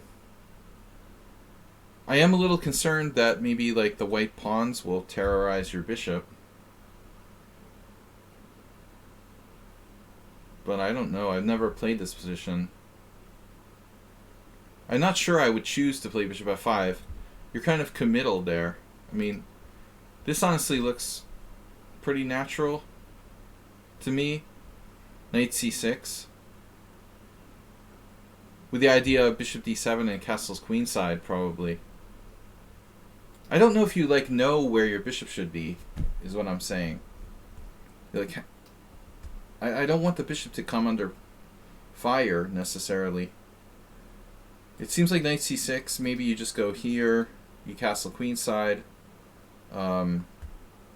See what happens. That's my personal preference. So this move is weird. Bishop e5 check. It was a game from 1982 before I started playing. I never met Bill Martz. I started playing chess in 1985. But he was a strong IM who like played in the US Championship a couple times. What did you say, Spectacular Camel? You tried to play the Zilbermans. Bob should drop by the Marshall and look up Lev Zilbermans. They get along well. Knight d7.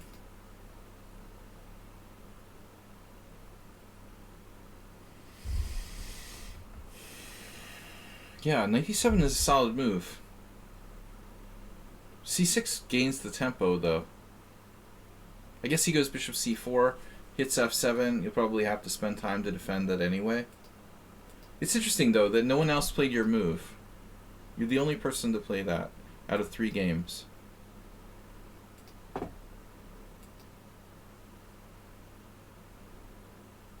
But I guess knight d7 is fine.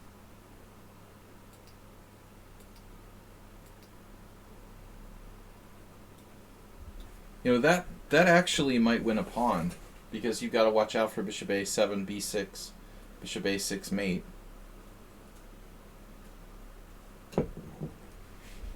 So essentially, like, bishop takes a7 might be an actual threat.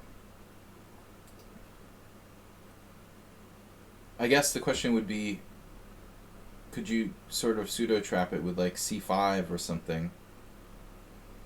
I mean, the simple move to play is a6. Don't move any pawns. Wonder why they're not moving any pawns, Bob. If you don't move pawns, like, you know, you don't create weaknesses. That's like the most complicated part of the game, honestly.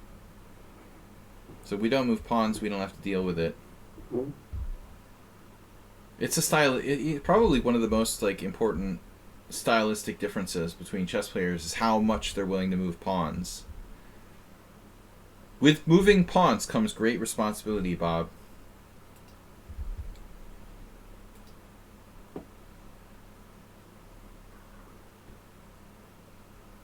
Yeah, but knight b6,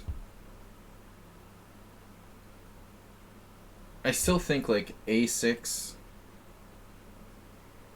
I like the aspect of it that it sort of gains a tempo. We then have another move.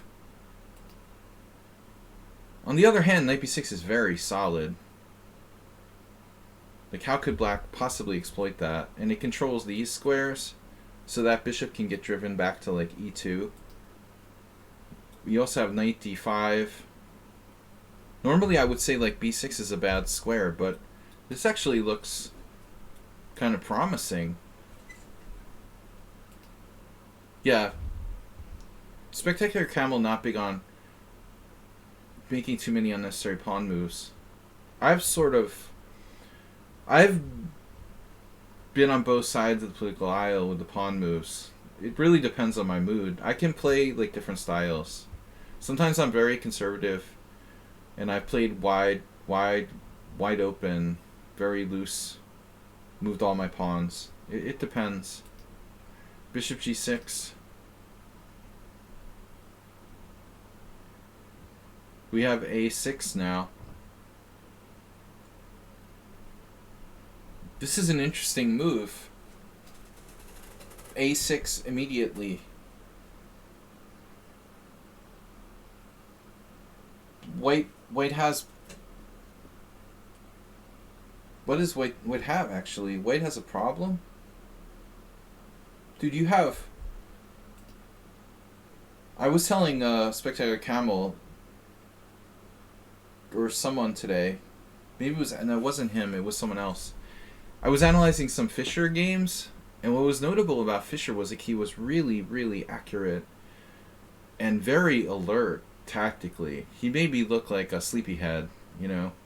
Fischer was like brutal with the tactics. He was sneaky and he came up with all kinds of incisive tactics. But this is big here. I mean, bishop takes b2. So if you play a6 and this bishop pops back, you're just snapping that b2 pawn with check and then knight a4. And you're just winning.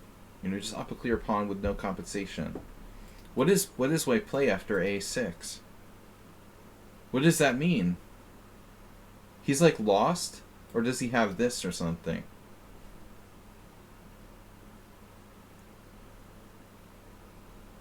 You can't play knight a4 because white can defend with bishop a3. You can play it, but it's not as forcing.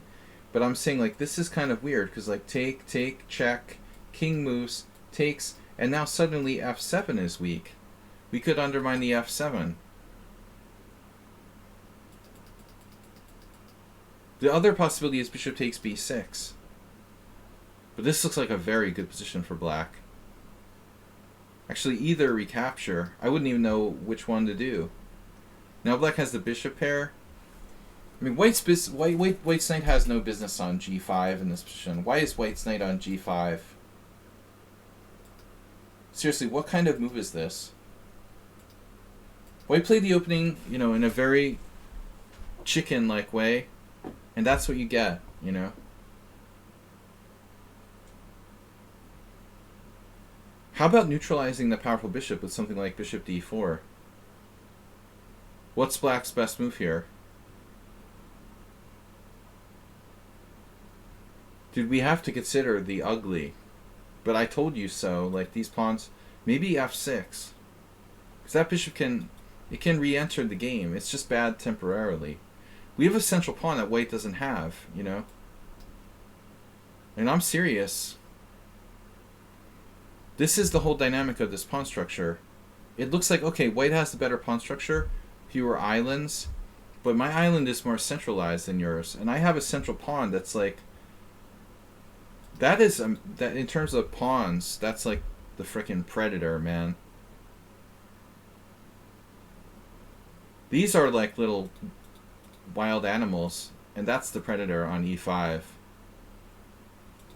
You've been dumped on an alien planet, and then that's what you got to deal with. That pawn on e5. That is not just any pawn. I mean, that's super pawn. Taking away squares from the enemy pieces. That's super pawn. I have to be more like Emery Tate, you know. Develop this like cult following. Talking like a sneak. Because I had super pawn. Alright. Knight g5, bishop g6, bishop c5, bishop f6. Ah. So defensive. Yeah, you missed such an opportunity here with a6. Actually, while we're talking about a6, we should mention c6. Because it does the same thing.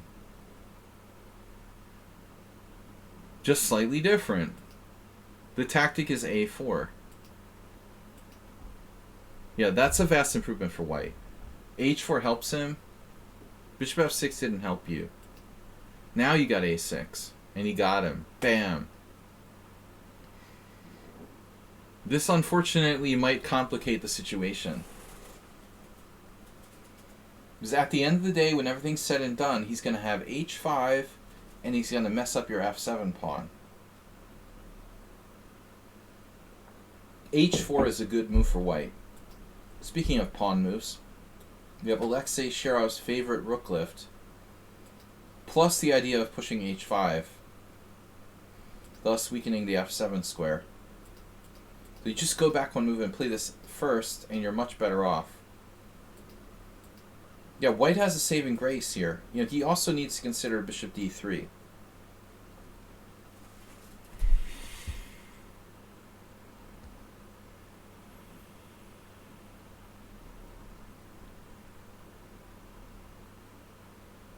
I don't think any kind of exchange sacrifice really matters in this position.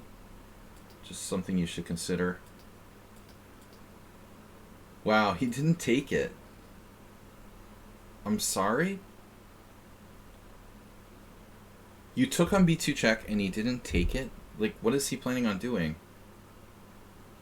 I think you have to take this. Knight a4 check, and put the king on a sensible square. I don't know. Here, knight takes c5. It's not great, but you have h5, right? And f7 is falling.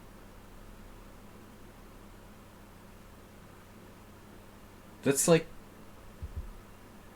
the only hope, man. Daniel Webster University. No relation to Webster University.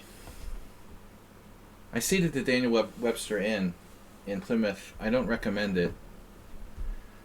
Very disappointing. Although the food was okay.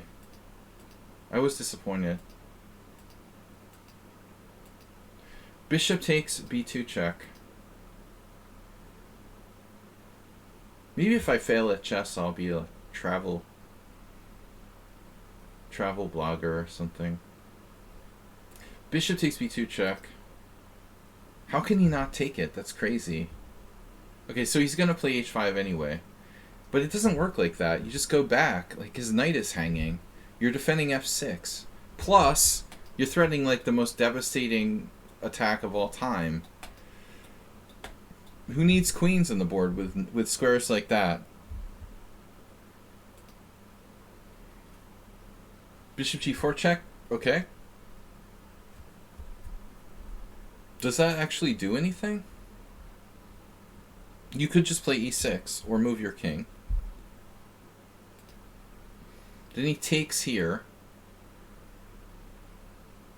I'm like, alright. That's fine. Thanks to the bishop. And now f4. Okay, so you have two crushing bishops. You're up a pawn.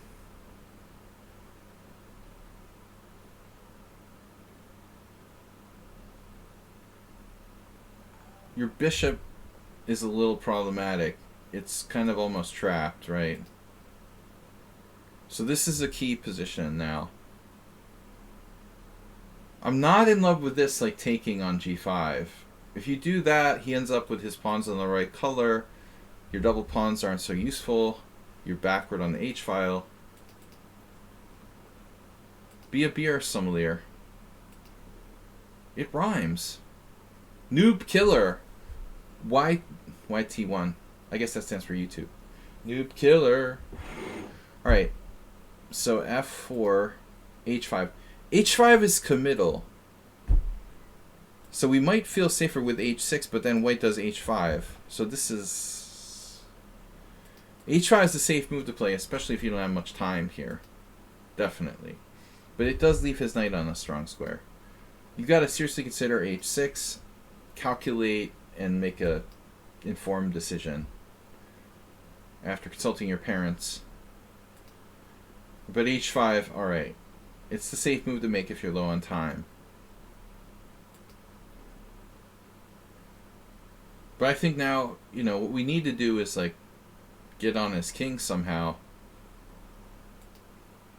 Wow, rook d4. Interesting. But, I don't know, ultimately, if it does anything. It's not a bad move, actually. It stops knight e4. If he takes, you're in, like, bishop e3, bishop f2. Probably this is a candidate for the best move in the position, rook d4. I mean, you have the crushing threat of rook b4, but nobody's going to let you play that. I was going to just play king c7. I'm an old man. I'm, like, centralizing my king. I'm going to walk up here, like, b5, king up, king up, king up, and, like, checkmate him with my king. My plan is, like, king c7, king there, king there, king there, king there, and, like, bishop takes c2, mate. I'm sure that king c7 is good. But rook d4 is interesting. Whoa. So I guess this is unstoppable anyway.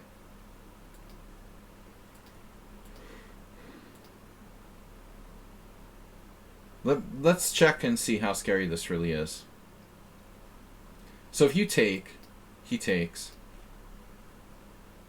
There are tactics, because your bishop's unprotected, like king c7, bishop e6. That would be unfortunate. One downside of rook d4. But I mean, I guess the the most important question would be like, if this bishop gets attacked, where the hell are you going? It's pretty awkward. So things are not so clear. But ultimately, like, how could you stop that? I mean, g4 is in the position. You know, another problem is, like, you couldn't mass exchange rooks, because if you trade twice, I mean, you can do it, but you lose a pawn at least. Not crazy about exchanging rooks. Like, here, you're better, but, you know, I don't think you're winning. Just better. This is a really interesting position. How about white started as g4, huh?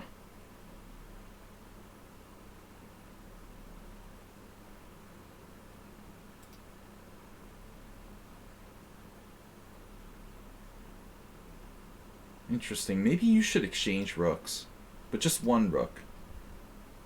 All of these squares are controlled. Then we do the king move. He's got no entry point along the d file. The plan is something like b5. Now he can't do g4 because he drops his freaking h pawn.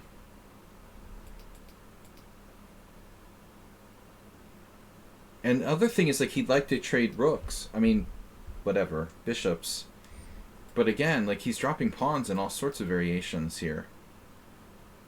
So I think the secret is that you want to think about finding a way to slowly improve your position without doing anything flashy. It seems counterintuitive to trade rooks. And in fact, trading both rooks is definitely, you know, risky. So I'm not sure how good your winning chances are here. I think white has a fairly good chance to hold on in this ending. You really want to have a pair of rooks on the board. Let's see what the computer says. I'm curious. You could play king c7 directly, but he'll probably trade rooks and then play g4. Something like this, this, and this. And then like this and this. It's not so easy to unravel. And then white has the strong passed pawn here. Not so easy. Does that make sense? I just said this, this. You might be able to undermine him with like e5. But I'm curious what the computer says. Wow. Yeah. It's something like rook takes d1 and king c7. It's even playing king b8. King b8 is ridiculous. The best playing is just like king c7. So this is a natural move, but it's not as good. And he found g4. I mean, it's very subtle. I think like this goes from like winning to not sure you're winning anymore. But this is a major deal. The fact that, like, if you take, he takes, and you start threatening bishop takes here. If you play king c7. Plus he has the passed pawn. Yeah, it's an issue.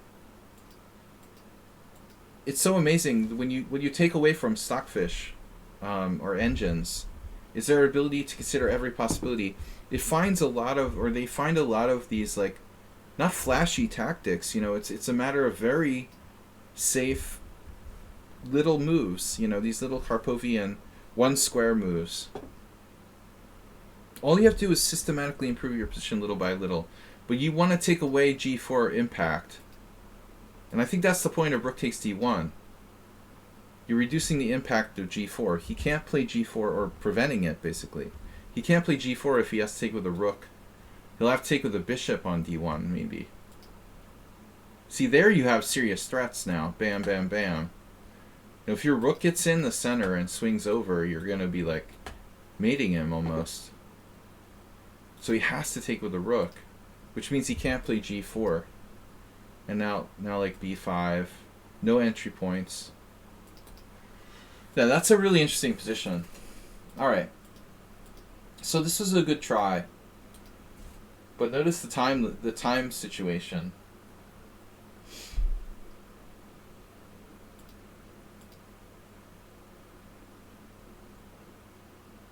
I mean, this is interesting. You're going to give up the f7 pawn.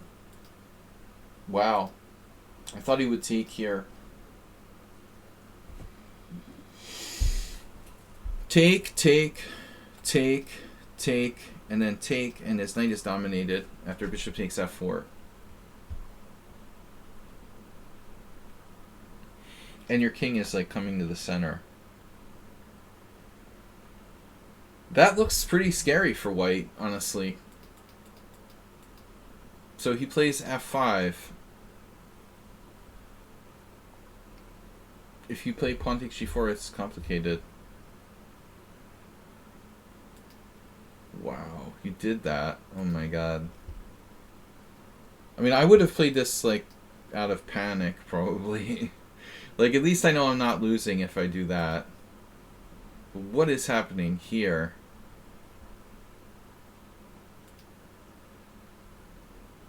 I like endgames. I like positions where there's less pieces on the board. I find it more entrancing, because we can actually calculate finite variations. If there's, like, 10 pieces on the board, it's not so easy. This is an interesting position. You know, but I mean, honestly, like, if I was down to 2 minutes, I would probably play the simplest continuation. The guy has 8 minutes and you have 2. And you played, like, the way more complicated move with pawn takes g4. But I mean, this looks safe. Pawn takes f5. You know, you're not in any danger. He takes here, you just take back. He takes that, you take back. He takes that. You're still better. But this move, like, seems to spiral into craziness. H takes g4, f takes g6. I actually looked at f5. Maybe I'm out of my mind. I'm sure I am. So you played bishop takes g5.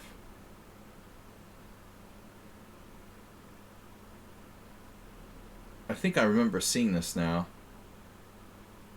Allowing g7. So I guess it's just a lack of, like, analytical self-control. And also being like, presence of mind. I can reach a really good state of concentration. I'm not necessarily nervous most cases here, but I think you want to have on your conscious thoughts the idea that when I have less time, I want to consciously play less complicated situations. You know, keep it simple when you have less time. That's all that you can really point to here. With this move, you like, okay, he complicated with f5, but I mean, clearly it would be simpler to take on f5. I just don't think that's that complicated. You know, maybe he takes here, you take back, he takes on h5, but you're not losing. You know, maybe he takes here, but again, you're not losing. But it feels like you intentionally played the more complicated move. You lose f7 pawn. Yeah, but I mean, if that's your thought, right, then you're thinking, you don't have a lot of time, you're thinking in terms of generalities. If you didn't play the move because it loses the f7 pawn, that's a very general kind of way of approaching the position. I guess you have to be more concrete, but it depends on how much time you need. But losing the f7 pawn, yeah, I mean, I guess you didn't realize you could lose. I don't know. Maybe you were overconfident. But you're definitely losing, now. Okay, he had a trick. Maybe you calculated his far for real. You were down to 41 seconds. He had a really nice trick, White did, but it didn't surprise me. F2 takes. And then, I mean, I haven't looked at this position since the game, but there's nothing you can do, right?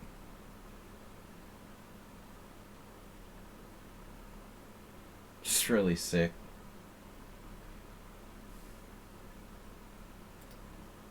It doesn't matter which move you play.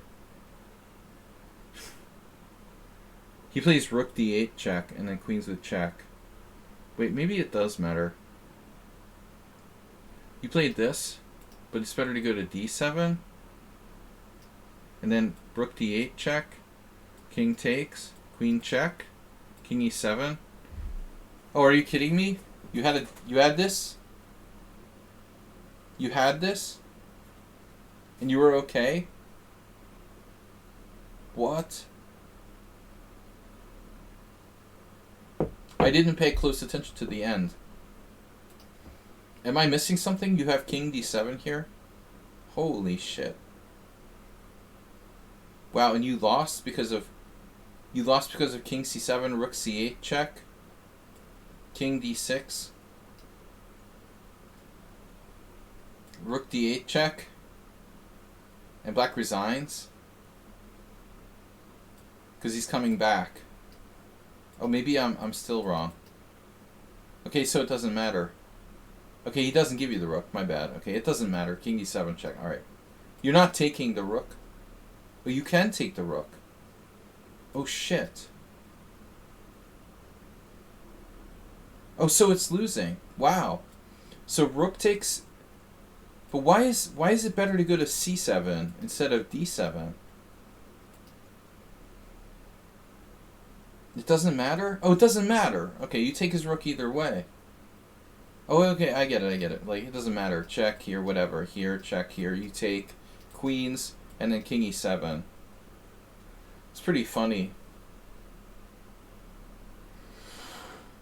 Yeah, we were watching the game at the end, but I didn't realize you had a draw.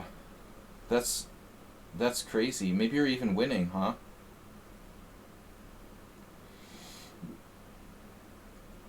Are you winning? 2 pawns up? Damn, dude, you're actually winning. Oof. I mean, it's not easy, but... Wow. But not entirely surprising. So it was just a draw. Like, he has to do perpetual... How does he do this? Oh my god, what is this? You should go to d7, dude. This is amazing. Wow.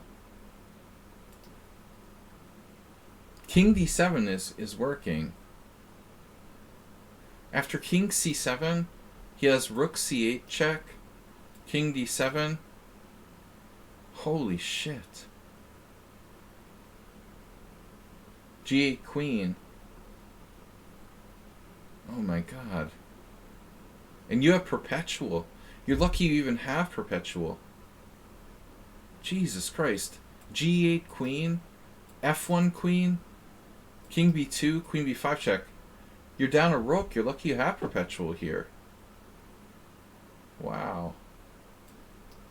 You just happen to have perpetual. Down a rook with no chance of, like, skewering his rook. You can't attack his rook. There's no way you can, like, win it. That's unbelievable. You actually have perpetual check there. This whole, like, zone. He can't get out of the zone. So it was a major error on your part to play king c7. You could have gone here. Now he has to play rook d8, and now you just take it. And then that's the point. I didn't see it either when I flicked on the board. Now you're up 2 pawns and a queen ending. Yeah, you didn't have much time. You had 25 seconds at this point. You have 25 seconds with increment, 15 seconds. But it's interesting, like, intuitively, I don't know. I guess you figured you lost anyway. Alright, interesting game. I got Mule Skinner next, Camel Culture, and Noob Killer YouTube. Is this like you request games to be reviewed? I do, but it's only for players who are subscribers. You have to be a subscriber to the stream. And I do have limited time, guys. Probably about 40 minutes. I gotta go. Around 9:30. We have about 40 minutes. I got at least 2 more games we're gonna do. Mule Skinner invited you to Mule Skinner study. My browser's acting real weird. I guess turning off Stockfish. That was a fun game for what was a boring opening. Yeah, d7 closer to the king, closer to the center. Intuitively, that feels like, am I just saying that because the computer says it's better? But I think like going toward the f7 makes sense, yeah. It was weird you played king c7. It was like you were trying to protect your b7 pawn or something. That's actually what it looked like. Oh, the perpetual check variation, right. But you can't, that's hard to calculate. How do you know for sure if it's perpetual check, man? Like, I'm not sure, like, even the average grandmaster is going to be able to calculate that's perpetual check or not very quickly. That's not easy to assess. The other variation you can be sure about if you see it. The other one you should be, like, with the perpetual check, you're just, like, hoping it's perpetual check if you have limited time. Where is this? What am I doing? Alright, game 4. Game 6. I am black. You're not black. You're black. WFM. Wow. A WFM. I wish I was a WFM. I would trade my left pinky finger to be a WFM.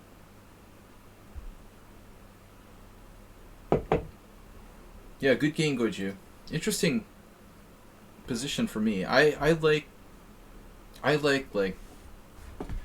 complex endings and stuff like that. Maybe I was gravitating to that, where there's less pieces, but still it's complex. Very interesting to analyze. Plus, it's like finite. You can actually find the truth. It's not like the middle game where it's so dependent on 20 move depth evaluation. Who the hell knows who's better. So Mule Skinner is black against WFM. If I was a WFM, I could actually make some serious cash streaming.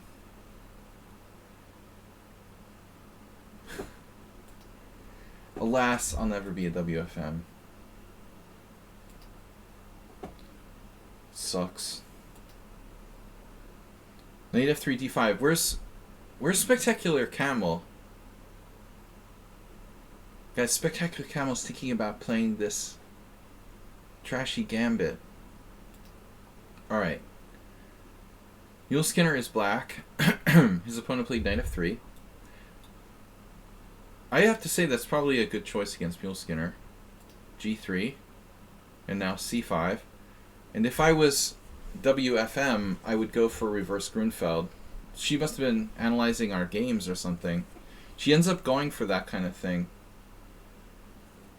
Man, be careful, Mule Skinner. You don't have people like prepping for you based on your lichess games.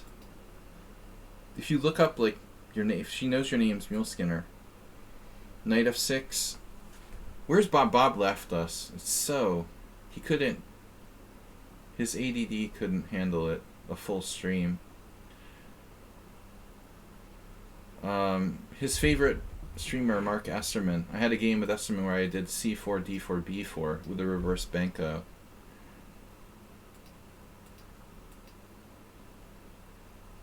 Actually, Mule Skinner plays the Benko, so I'm not sure playing the Benko against him would be a good idea. Castles, knight c6, and I've done this against Mule Skinner, d4.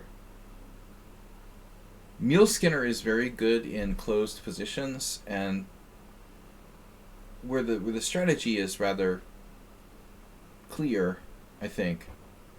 I've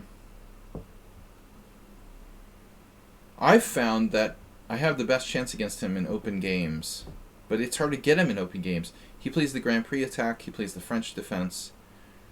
My best success against Mule Skinner has been playing like the Scandinavian and this sort of stuff with white, where it's like a forced exchanging of pawns and opening the game. So lucky or just smart, but she managed to find something where I think she has a good chance. A Tarash. But you know what, Mule Skinner? You're not a d4 player, but if we're going to do this, let's consider the real acid test. Let's not be a chicken. Let's play the real deal. Like takes e5. Knight takes c6, b takes c6, c4. Anand played this, okay? So if you look it up, check this out.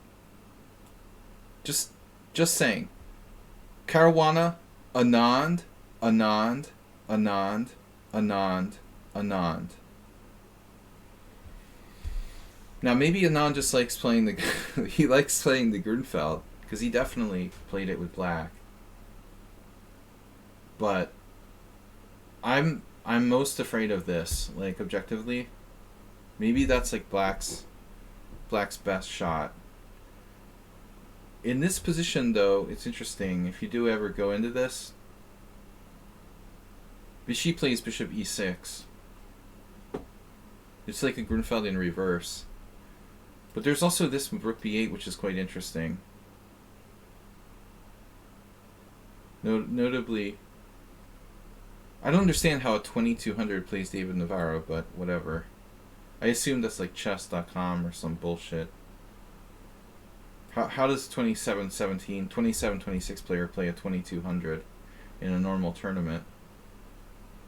Only on Cheese.com. Ivanisevic couldn't win, but I still think this is a good try. But alright, so what did you do? You transposed to the Tarash, or Catalan, with e6, c4, and now d takes c4 is the best move, theoretically. Honestly, that's better, I think. I think that's the best move. Statistically, white has the lowest winning percentage. But I'll tell you something, I don't like this, the look of this, man. If you see this, look at the database, man. Look at the white there. All that white. It's all white and very little black. You gotta seriously consider going with the solid move, d takes c4. So Mule Skinner plays c takes d4, knight takes d4, and then the queen b6. Now let's see if yours truly had the same game against Mule Skinner. Player Asterbate as white. Now Sparkle Horse as white. I've definitely got a lot of games here. Alright. No game found. No, I've got 37. 37 games as white. 4 against Queen b6. It's a reverse Grunfeld. It's a rare line with like Queen b3. But a tempo down, it shouldn't be so good. That's my games, personally. Queen b6. Sparkle Horse, Mule Skinner 1-0, 2019. Sparkle Horse, Summon Unsound 1-0, 2019. Sparkle Horse, Nefedov 2019. Wow, we're really going back in time here. Pre-pandemic era. But objectively, I think most people play bishop e7. It's a good question, man, what the best move is. This really annoying Hungarian guy played bishop c5 against me in over the board game. And I played knight b3. He did this and I had this ending with him. This is my game. It was pretty cool. He did the Lev Albert takes on c4. So I have a lot of experience with this position with white. This Universitat Cluj game followed the same line. So I really know a lot about this position. But I don't know what black's best move is. Yeah. It's just not a great line. Tomas is live. Where are you, Tomas? You should be submitting a game to our stream. Bishop c5, bishop e7. So queen b6. Alright. And now white played knight takes c6. But you guys know what opening this is? Anybody? Raise your hands. What is the opening? What is this opening?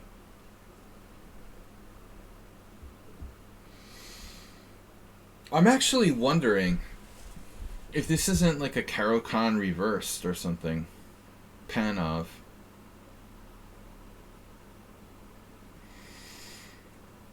I played knight b3 in all games here. Interesting.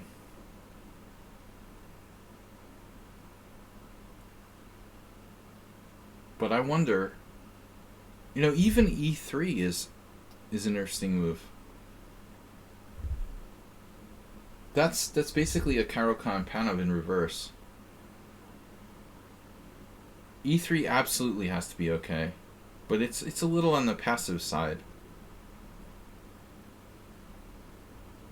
And this has to be okay, and that's what your opponent played.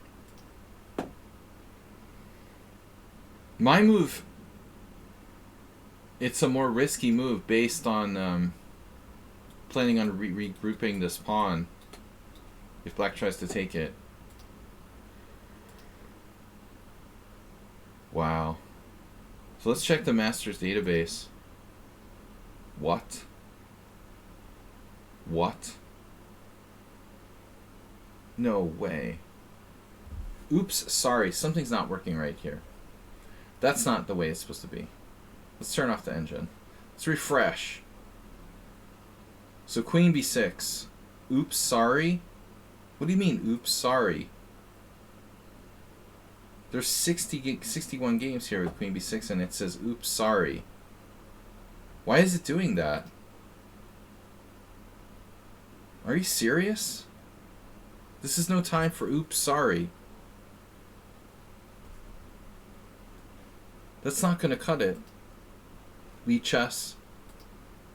Where's Thomas Streinson? No game submission this week. Very disappointed. Guys, support the stream. Don't forget to donate. Goju donated 1,000 bits. Let's see some gift subs. Hype Train. Where's move 11? I can't believe this thing doesn't work. Oh, there it is. Damn. Nobody plays my favorite move. That's wild, bro. So I played 4 games, all of them with knight b3, and not one of these master games has gone with knight b3. Am I just inherently passive? Just not enough of an expert in this position? I'll tell you, this is kind of lame, honestly. Alright. That was played by Luginov, and obviously Predrag Nikolic, massive player. But I mean, Nils, with the bribe, you don't have a game for us this week. I mean, this is obviously... I'm only playing knight b3 because I figured it might be better than knight takes c6. Well, there are games with knight b3. What the hell's going on here? Where are those games? So it's like a transposition. 46 games with knight with a lazy move. 16 games with this crazy move that I didn't know was strong. And then the ultra lame knight c2 was played by somebody. Ivanchuk. Wow, that's probably a transposition. I don't think that those guys would play that intentionally in this position. So, what do we got? Knight b5. Wow. So knight b5 is really, really strong. Something with bishop f4. I didn't know that. Wow. Jeez. People are actually playing d takes c4 in this position. Grandmaster. Hracek drew with black. Jesus. Van der Velde. George Danner. De Fermian. 1989. Wow, this is really bad. Man. So, Mule Skinner, you have to stop this. This is no good. Queen b6 is really bad. Now I learned something. I had no idea that was so strong. Dude, that's devastating. And takes here? Holy shit. Plus 1.6 for white. That should be almost game over. How did Project survive? Bishop c5. Knight d6 check. Man, he didn't do it. Schlosser didn't play that? Here? Oh, so Horacek just did a different move, like Bishop d7 or something. How the hell did he survive here? Bishop e3, Queen a5, Knight d6 check. My god. Bishop d6. Man, black is getting destroyed here. He castled queenside. Jesus Christ. That is insane, dude. White should be like mating black in this position. Damn. He got away. This is insane. You're casting queenside on the white side of the Grunfeld. Dude, that's so brutal. He had rook fc1. Wow. Anyway. Mule Skinner, don't play queen b6 anymore. I took it easy on you with knight b3. So this is okay, though. If they're going to do knight takes c6, it's no problem. But if you get knight b5, man, you're done. Playing against Phipps. Knight takes c6, b takes c6, and this is not so bad. Although, you know, the queen is kind of exposed to attack here. We got something happen.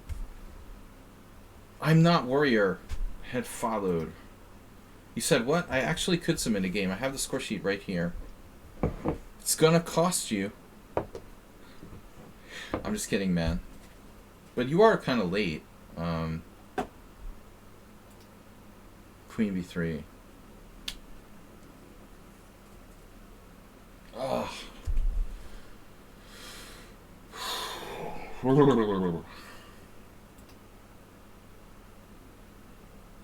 Do you want to have a discussion about Queen b3? Does anybody want to discuss Queen b3? What? I could come up with like a sexist comment and get banned from streaming forever. But it doesn't have to do with your sex. It doesn't matter if you're a WFM or a WMM. It's just a weak move. Like, why are you playing Queen b3 here? That's why you're 1900. Seriously, this is ridiculous. Queen b3 with white? A WMM. Women's master. Women's man's master. Man's master.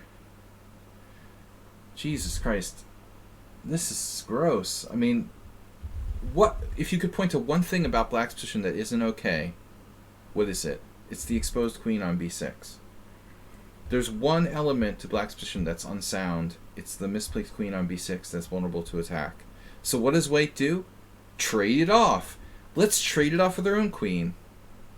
It doesn't make any sense. But white should be playing to exploit the queen on b6, not like trade it off. Plus it gets in the way of the b pawn, which is our best plan, to fianchetto that bishop on b2. Okay, it's probably like an 8-year-old, and I'm like criticizing her. Still, this is a weak move. Queen b3. Okay, very weak. Lame. Castles. I'm making fun of an 8-year-old.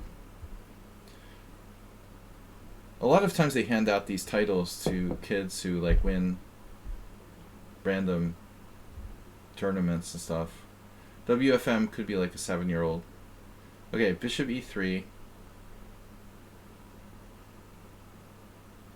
Now the question is like, is white's queen misplaced? I'm starting to think like, damn, white's queen's misplaced. Maybe you shouldn't trade queens. You just open the A file for white.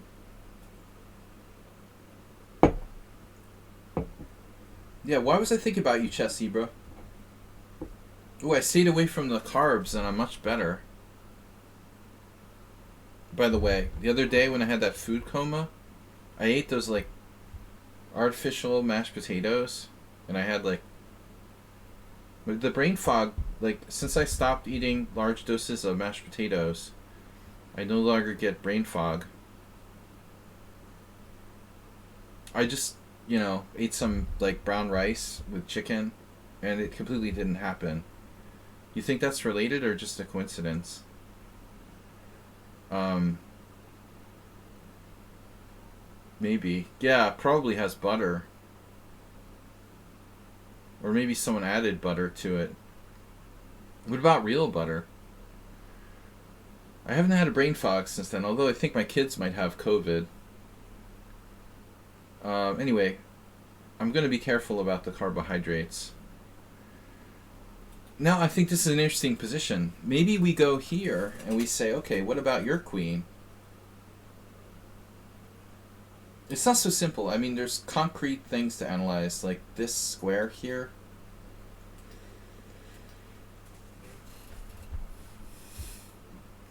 Also a5 might be better.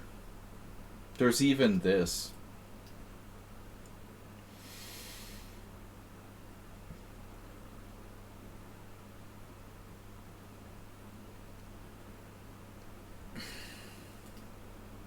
I don't like opening this up. But it goes both ways, because this is also backward. But I mean, we gotta get our rook across. Lame. But maybe necessary. I mean, if we have to play that, then we're definitely not trading queens, dude. It's bishop c5 a move. If your name is Oleg Romanishin, it is.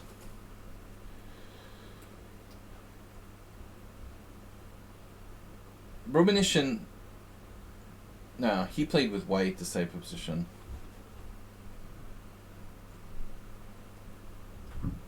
No, Romanishin played white in the g3 systems. No, this is a move, though. It is a move. I don't know how great it is. It's a reasonable move, but maybe both of these are misplaced. I mean, this could get really weird. Like, there, or something. There. You gonna analyze it if I donate? Yeah. Don't tell him.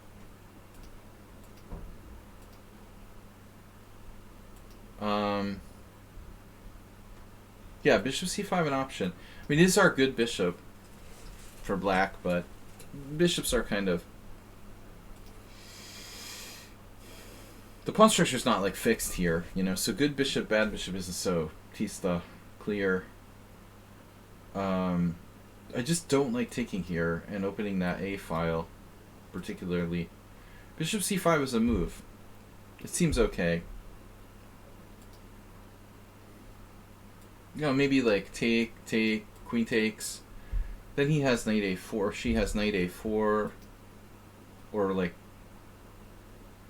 I mean, I think this is probably good for black if I can get white to take.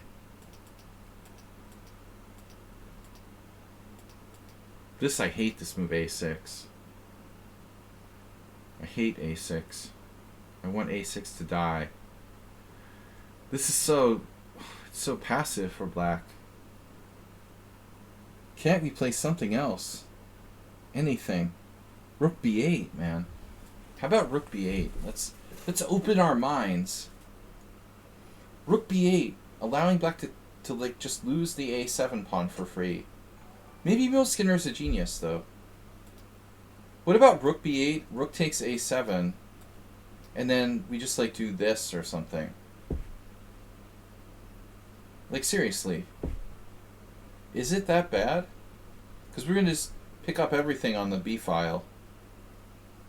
How is he going to defend those pawns?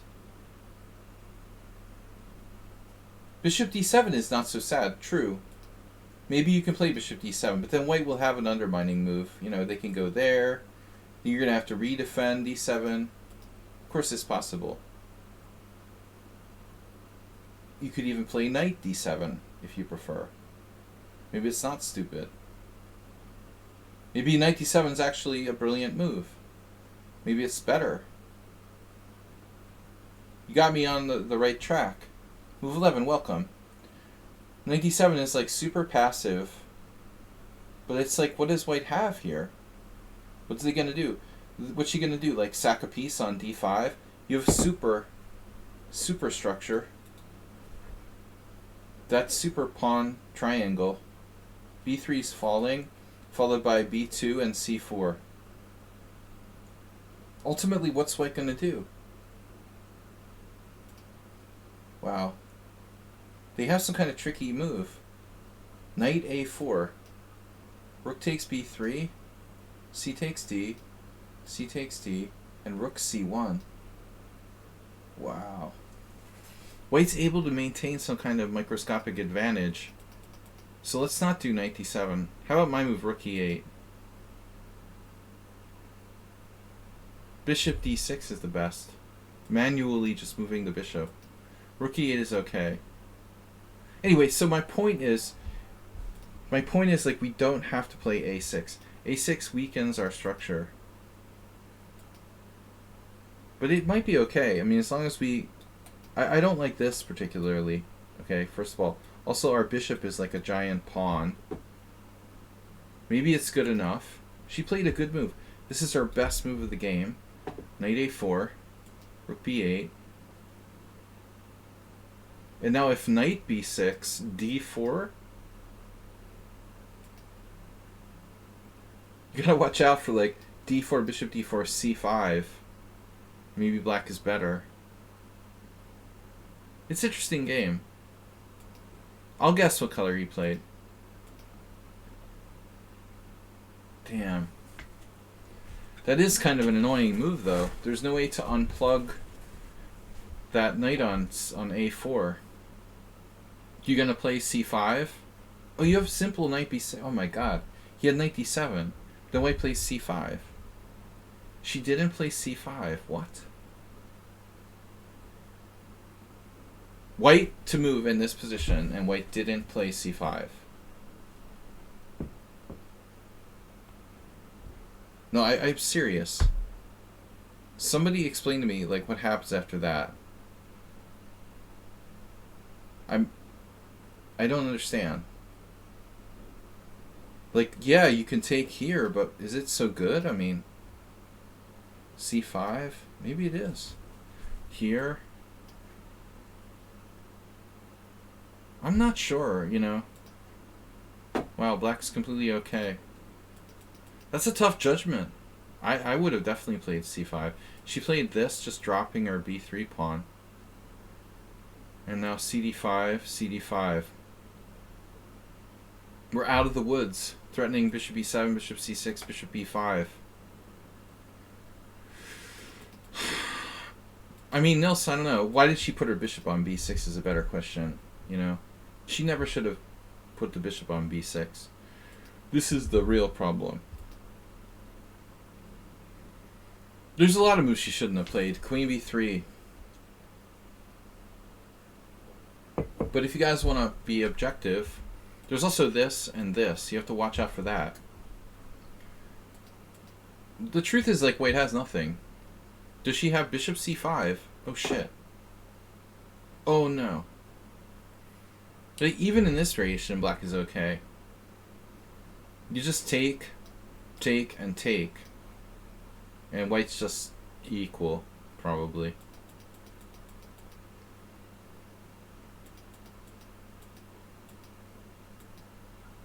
Yeah, we're completely out of the woods here. I think rook b4 is provocative. Bishop b7 furthers development.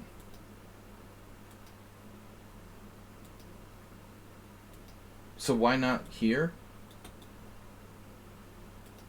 I'm not sure this is a good decision to trade with knight c5. I feel like you're better now. It looks like you're better. You are better. You're just up a pawn. So you figured you could trade. I still like bishop b7 to connect the rook.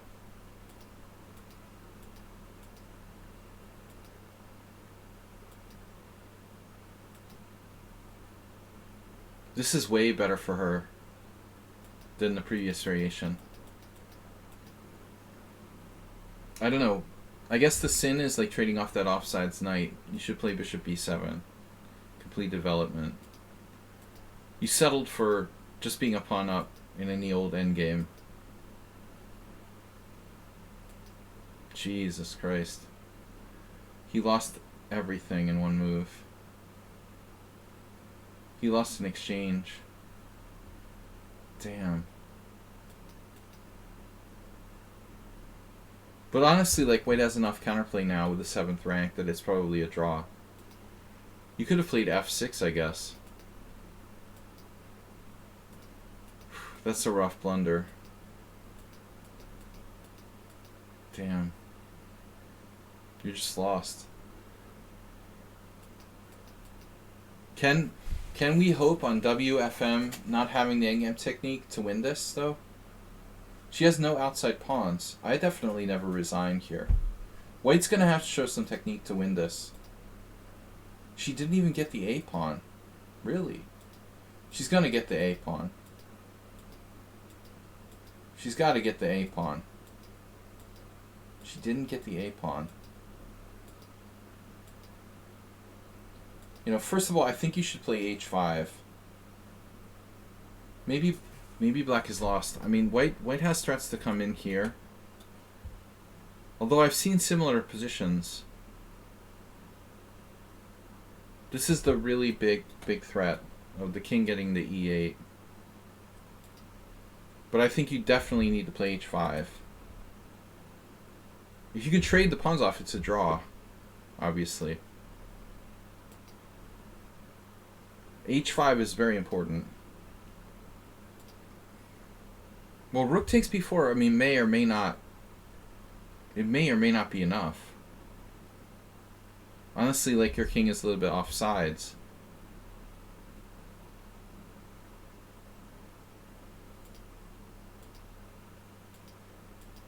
But black's... This is too passive. Play h5. Then you can go down and, like, go after those pawns. If you fix her pawns on dark squares. Plus you have the a pawn. h6 is too passive. This is really the wrong plan. It's way too passive. You gotta go with the bishop, go in there, h5, attack her pawns before our king gets in. So immediately, h5, king c4, bishop e1, king b5, bishop f2, king c6, you know, bishop g1. Now what does white do? Does she come in here? You eat a pawn. Does she come in here? You eat a pawn. Does he take this to check? Okay. Maybe white's winning, but I'm not sure. I mean, there's two pawns coming down. White is gonna win if you just play passively. But h5 is the first really important move here. You gotta fix her pawns on the color where you can attack them. You know, and she'll probably play h3 if you let her. Bishop e1 was a good move, but you should follow up with h5. These are games analyzing games from my subscribers that were submitted to the stream. I think between the ability to attack these pawns and the outside a pawn, white has to be very, very accurate to win this position. An average, like, WFM 1900 player, you know, they may or may not have the technique to win this. But you're on the right track, and then you just, like, completely went back. This is totally... The only chance is h5. You might, you know, you might be able to play g5 later. Some circumstances. What I'm saying is something like, I don't know, h5, king b5, maybe... This could work as a means of, like, just trading down. You see what I'm saying? You play, like, g5, if they take, play king up. Eventually you're going to be able to attack all these pawns and get down, get all our pawns off the board and hold a draw with bishop versus rook. But you're inconsistent. h6 is like, what are you doing? Okay, g5. Yeah, she figured out this plan. And now this looks fatal. E6 is a goner.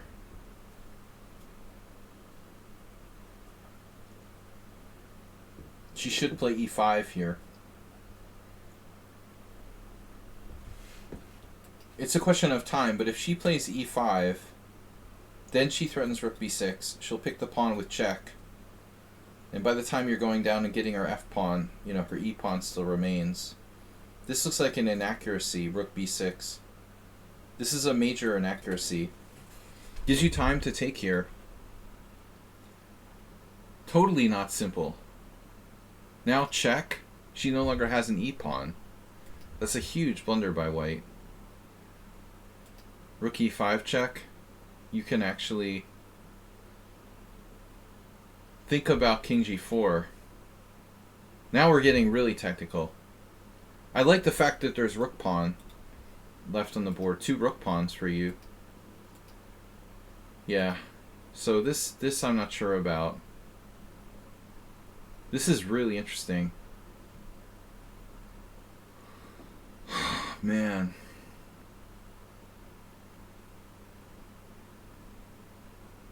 Maybe you're lost. What about H5?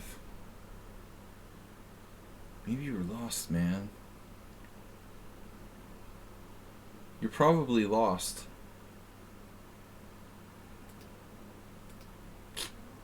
What's the best try? Wow. King F3. Rook D4, Gf4, Gf4, King E3. King F3, Rook D4. If Gf4, why not like Rook takes King G2? Gf4, Gf4. Pass pawn. Now you go back. She's just in time to connect her king and like connect with that pawn. But I guarantee you that a lot of amateurs wouldn't be able to win this even so.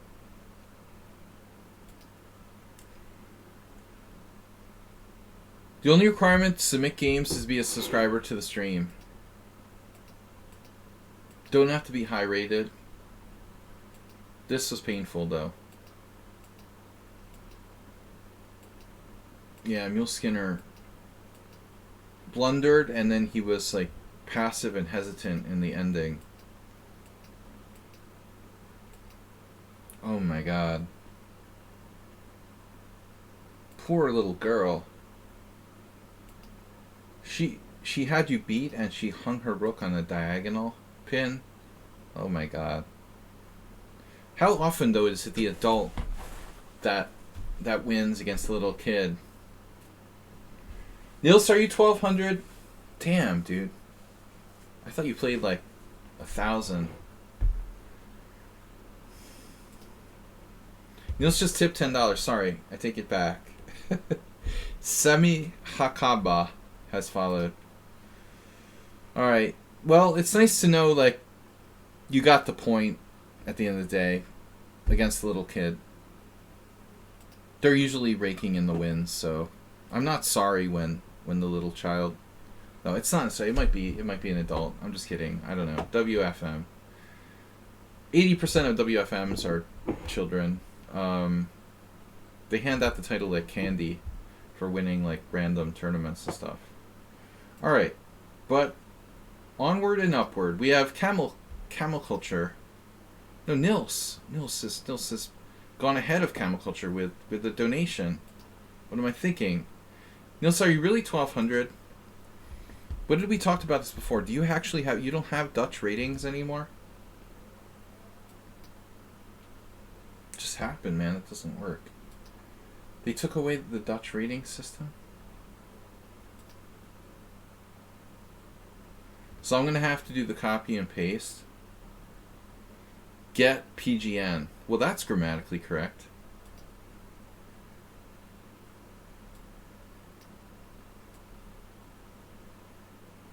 Get PGN. Okay. It's a little rough, but I'll accept it. Copy, tools, analysis. Yeah, I mean, I didn't expect Mule Skater to, like, win, man. It was bad.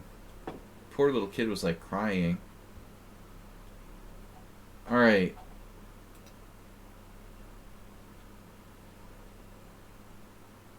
Obtain, secure, and download. PGN doesn't roll off the tongue. I agree.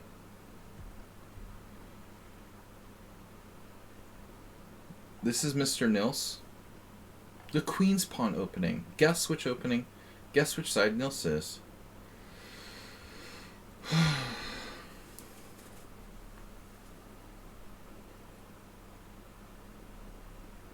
Not so easy.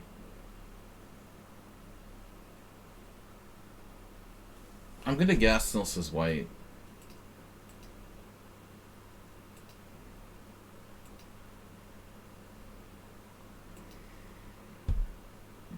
I played my share of these.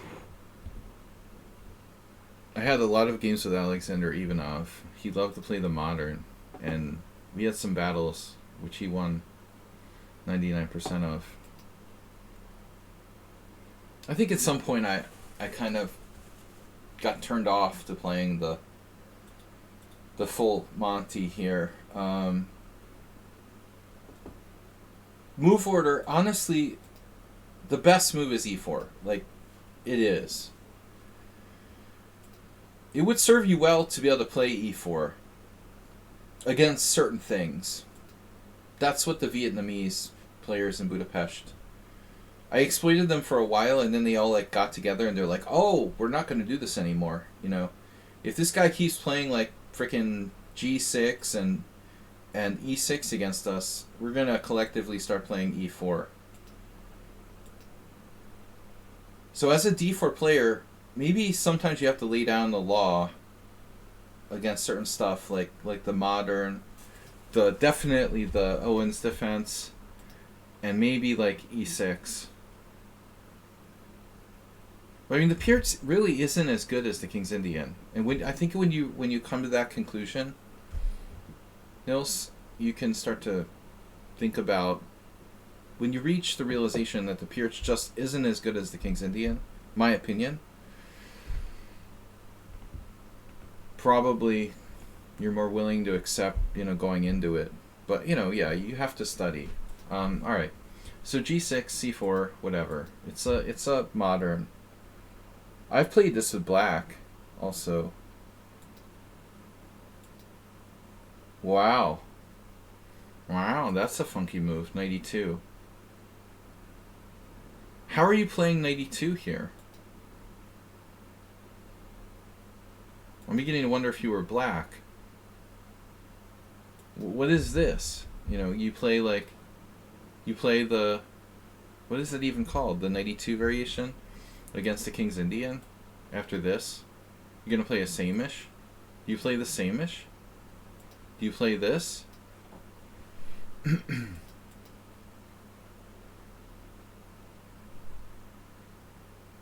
Tone doesn't play normal. This is normal, man. This is normal. This is totally normal. You mean you're black? This is the first not normal move of the game. No, I mean, alright, 92 is interesting. You can play the Samish. There's this variation, I forget what it's called. The, knight G3. It's kind of dubious. Kramer variation. You can also play H3, some kind of demented H3 with the knight on the wrong square. I mean, objectively, white's... In this position, white really doesn't have a lot of options. Remember once Bobby Seltzer, this kid from Massachusetts, played knight f3 against Ivanov.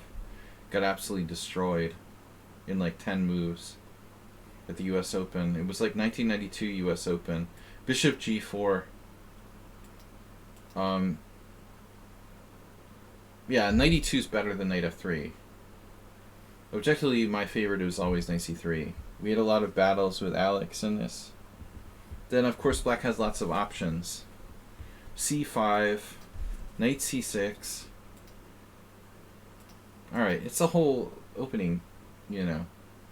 But you're lucky that black played knight d7. That's kind of passive. Here. And now black's supposed to play, I guess, e5. What other reason would you have to play knight d7? But that's just weird. So c6 is just weird. I mean, it doesn't really have much value, you know? I think that black is, in a sense, like, weakening his position, playing on the wrong side of the board. He thinks he's playing the Pierce, but it's not. It's the King's Indian.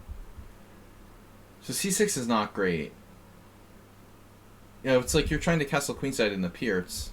Okay, it's a playable move, but it's also not, like, if you want to do c6, fine, then do it, like, earlier.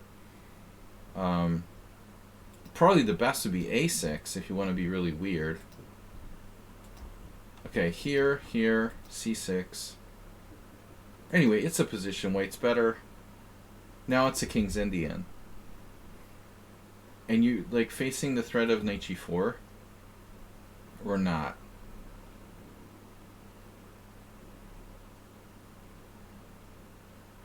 Enamel Hussein, I think that's like an IM from Egypt or something. They played f3. Like, what other move is there? Why would you not play f3 or h3 here? You played queen d2, and then if knight g4, what do you do? I definitely don't want to allow, like, e5 with tempo. So you have to go bishop g5. But now you're in, like, Edward Gufeld land or something. I'm not sure about this. I remember this one time that Gufeld played Joel Benjamin.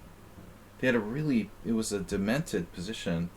Benjamin lost. He was black and doing this weird shit like f6. I was like, whoa. How's that white square? Here. Knight h6 or something in a similar position. This looks really dubious. I guess you're right. If h6, bishop h4, it's probably fine for white. Yeah.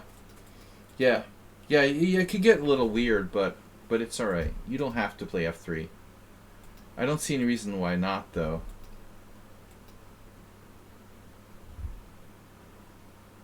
And now you did rook d1, theoretical novelty. This is definitely, like, overly fancy move syndrome.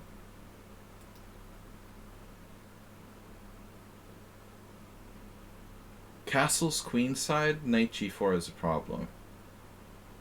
With rook d1, you can still meet knight g4 with bishop g5, although I don't know how good it is. This is a different situation now. I remember I had a game with Walter Brown where, in a similar structure, it was like he went here. I was like, oh, you can do h4? Okay.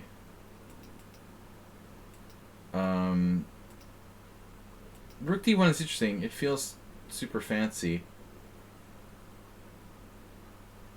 Do you have a problem with f3? Transposing to a normal King's Indian? What's your problem with f3, bro? Rook d1 is okay, though. I will say one thing in rook d1's favor. At later date, you might leave this square available to the rook. I mean, the whatever that is, the knight. There's some chance here. I don't know, though, you know, objectively, where the rook really belongs. And it's a little early. That's a bad move. That's stupid. This is like typical coffee house club player. No, it's not the old Indian. You don't need to put your queen. My queen has a lot of scope on c7.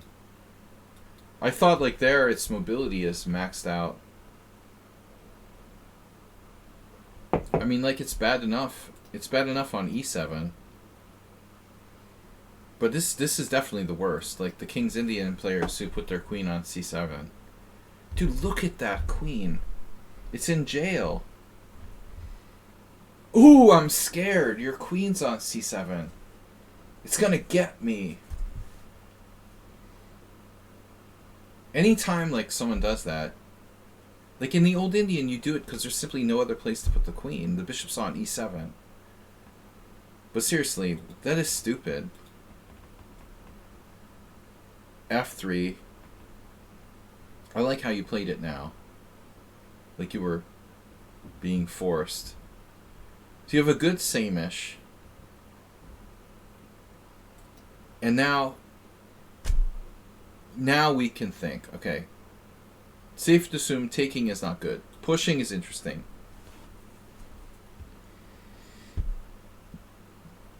Pushing the pawns like it's the Dragon Sicilian if I was wasted or something. You don't want to do that with a tense center. So Nils played d5. This is absolutely normal. The question is, do you have any other options besides pushing d5?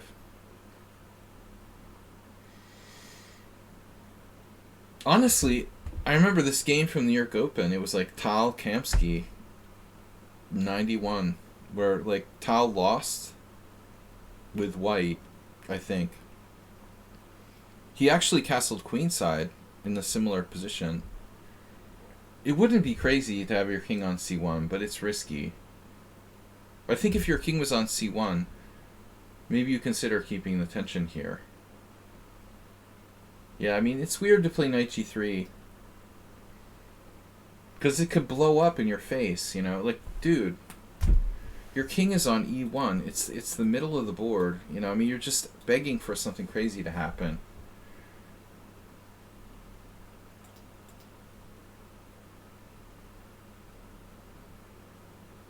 Other than that, there are not a lot of suggestions here. I think d5 is standard. And this is a huge problem. Now your rook really matters here now. You're threatening to take out the base of his pawn chain. No, I think d5 is concretely the best move. And his options are take or c5. Or like, you know, this is ridiculous. Knight e8. Normally we take toward the center with the same pawn. But there are some situations where this might be correct. Let's check and see if it makes sense here. Knight takes d5, queen takes d5.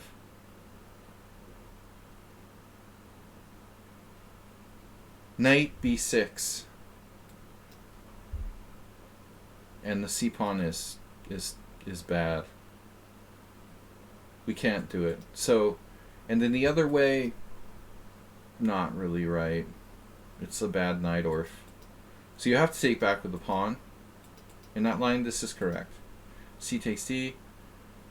And then you're threatening stuff with knight b5, so he goes here. Now I don't like your rook. But that's fine. That's fine. It's closed position. You can move it again.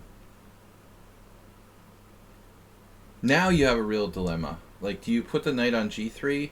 And I have experience playing these, because a good friend of mine was like Mr. Same-ish, and we played a lot. I practiced a lot from both colors.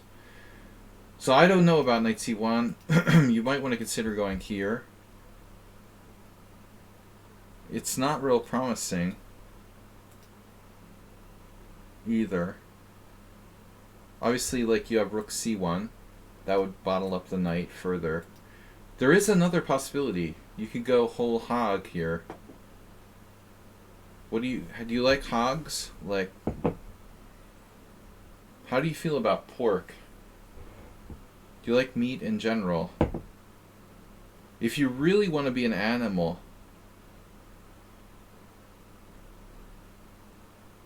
you can play g4.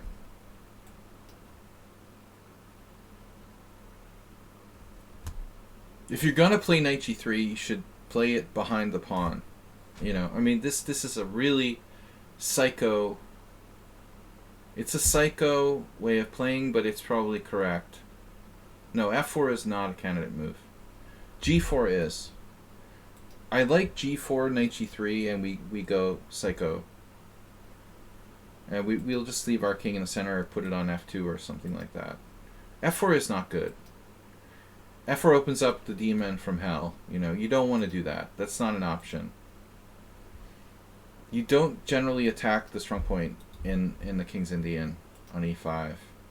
But I think that g4 is legit. You have so much space that your king is actually safe in the center of the board here. And alternatively, h4, but it might be a little bit slow. h4, b5. I don't really like that. I guess you can play b3. h4 is just, it's a bit slow. This is obviously not for the faint of heart. But say g4, b5, and the point is we go here, I guess. Although you could play a prophylactic move like a3. I don't really like it though. I don't know, you know, I'm just saying it's an option. Maybe it's bad, but you have to consider it. If you had enough time, it's not bad. It's a question of time. How fast is black's counterplay here? Rook c1 is a candidate move as well. Alright. Are we going to play the Najdorf? Damn. Who would have thunk it that he played knight b6? That's perverse. You have your chess license taken away. I just told you you don't put the pieces in front of the pawns. If you're like a 2600 Grandmaster, you're allowed to play this move. But if you're not, you have to push the pawn to b5 first. You want the pieces behind the pawns, not like in front of the pawns. So after knight b6, like b3, what is he going to do? You take away c4, and then you go about your business. I guess he has knight h5. He'll start this shit over here. But then you kind of wonder, like, why did he bother playing knight b6? This guy was 2600. I know. Well, I'm used to playing 2600s. I play them every 2 weeks. They're not that scary, actually. The last one barely beat me. But obviously, you know, he should consider playing b5. It could backfire. You get a Najdorf knight on like a5. Are you going to get your knight to a5? Here? In there? Is it that easy? You prefer black? I don't think so. I would bet you $10 donation that white is better according to Stockfish here. But you're not saying black's better, you're saying you prefer black, right? I could guarantee that white is better in this position. Because Stockfish and all engines love space advantage. But it's hard to play with a space advantage. Plus 0.8.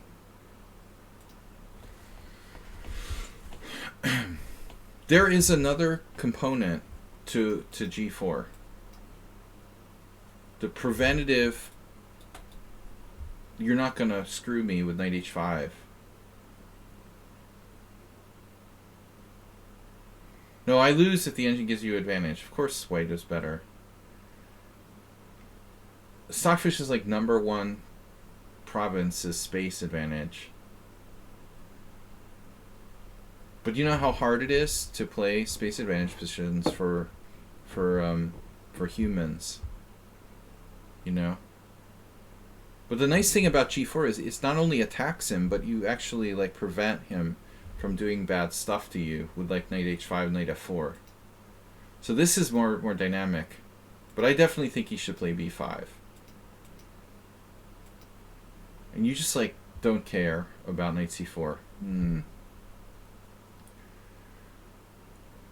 It's not the greatest bishop in the world, but I think I'd rather like see him, you know, prove this. Let's see. I mean, it's possible that knight c1 was a mistake. You play this, he plays this. And he's coming to the c file near you. You know, interesting move here is a4. I actually like your position. It's really weird, but you're gonna have to play something like knight a2. I recommend you take lessons with Gregory Kaidanov. He's really expensive, dude. It's like $200 an hour, and the guy has a perfect score. He's like 3-0 against me. But you know, he gets paid the big bucks for a reason. Not too many people have like perfect scores against me. Kaidanov. Who else? All right, bishop there. So you're gonna just like give him your bishop, no problem. Exchanging pieces generally is favorable to the side with less space. So that kind of helps him out a little. You know, you don't like losing your light square bishop, but it's not the end of the world. Damn, is this guy really 2600? I'm starting to wonder. He's about to get his freaking queen trapped. Jeez. Dude. Bishop d7. Mother. He's really close to getting his queen trapped. Jesus. Knight c5. Whew, if you had like if you had one more move. How bad does he want to get his queen trapped in this position? Damn, rook c1 is that like winning? Are you winning? Like game over style? Rook c1? Where is he going?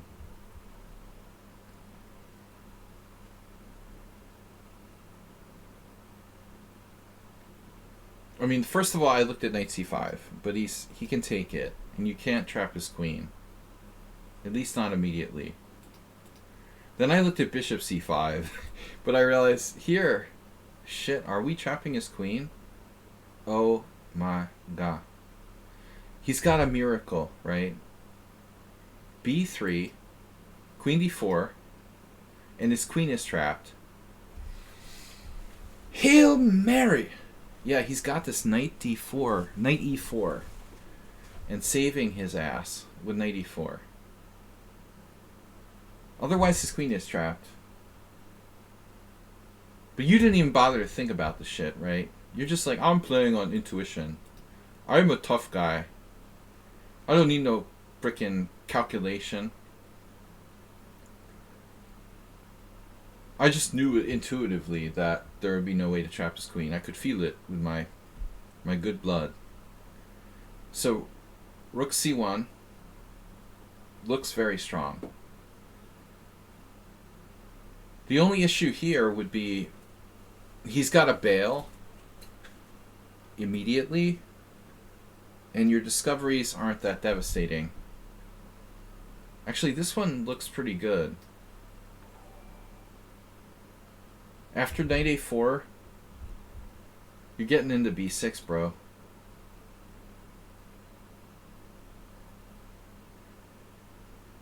I think he's screwed. Formally screwed. He's gonna take on e2. What? What? e4? He's gonna sack on e4. Oh shit. Where? Take on a2. Well, okay, it's his move here. So you're saying he just leaves his queen? Maybe. Maybe he just leaves his queen.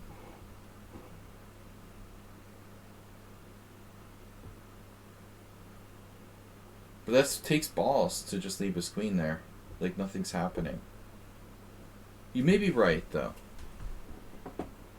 Maybe there's nothing. Let's see. Wow. It takes balls to just leave your queen there, dude. Yeah, that's the best move is like a5 or rook a c8. You just keep your space advantage. There's no way to trap his queen. It's interesting. You're still much better.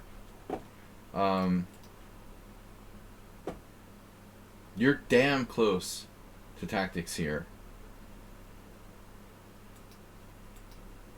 I would be hard pressed. I mean, I like your move on principle, but Dude, you gotta calculate. Like, you're very close to trapping his queen. The dude was obviously terrified out of his mind. He played queen c8. He was like, oh my god. He could have trapped my queen. Now he played rook c1. Dude, he's running for the hills. So now you've got knight a4 threat, which is devastating, I think. Very strong for white. Queen e8, preventing knight a4. No access to b6 with the knight. So we're back to, like, rational situation now. By the way, I don't know where his queen should go. Like, maybe he should put it on d8. I love this move, dude. You have... Do you have OCD? I love that move, dude. That's totally... it's like totally OCD. Do you bring your pieces to the board in like a baggie? Your juice box? In a baggie?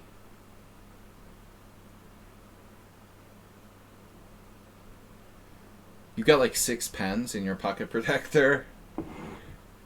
No, I'm just kidding. I'm having fun. Rook c2.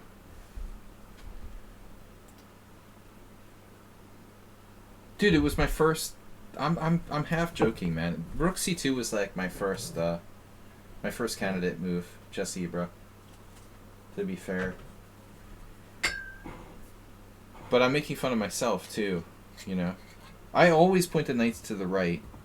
And I think that's one of the biggest flaws with lichess, is that they don't allow you to like manually set the direction that your knights point in. This pawn looks weak, bro. What's up with the base of his pawn chain? Can I get a knight on c4? Okay, let's just go on. Rook c2. We still got camel culture to do. So he's going with the kingside attack. His queen's on a stupid square.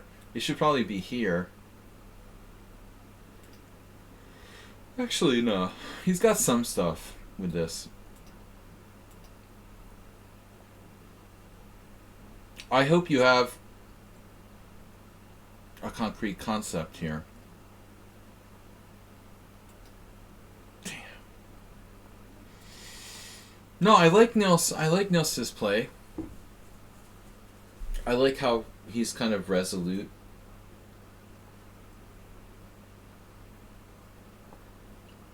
But utter lack of calculation. We got a little passive with Rook c2.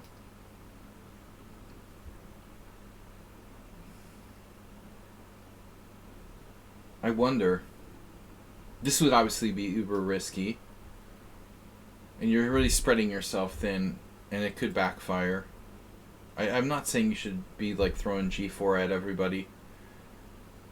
But obviously this is counterplay.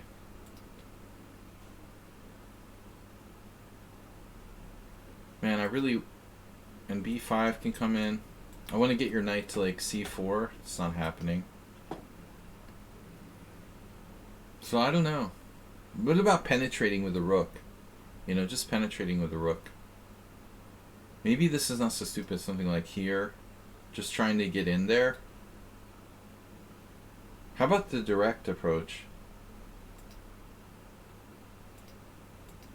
I'm not sure how much you're doing with these doubled rooks, man. You can't even get one rook in the 7th, let alone 2. This may be a massive waste of time. But I like knight d1. I like this other knight coming here. Your other knight like keeps f4 protected. There's an aesthetic side to Nils's play. And this guy is cagey. He's not a fish. This is a very cagey move. If knight f6, you have knight f2 covering both squares. You should be fine. The important thing is that his bishop is bad. I want to point out that I think that's like the single most important strategic factor in this position. That black is the only one with a bad piece. It's really, really, really important. In that structure, anyway. But black tries to play in a more cagey way, so he plays knight f4. Now, if this opens up, it's not a bad piece anymore. That's key. Or he can get it out here and back there and like the Najdorf over there. So the bad piece is really contingent. This is a wimpy move. Where did that come from? Like the guy, he played pretty actively, but he's got you in this tense situation with his knight on freaking f4. And what happened? Knight f4 is crazy good. We have to consider calculating taking it, but I'm just saying, like, why the bleep would the guy trade it off? That's lame. White was, like, afraid to take it in the first place, and now the guy's, like, trading it off. So obviously, okay, our $1 million question, and all materialists will join us in appreciation of knight takes f4. I don't care if I lost the pawn, man. At least my bishop can like, breathe. As a King's Indian player, I think this is almost like a no-brainer. Yeah, he lost the pawn. But at least his bishop exists.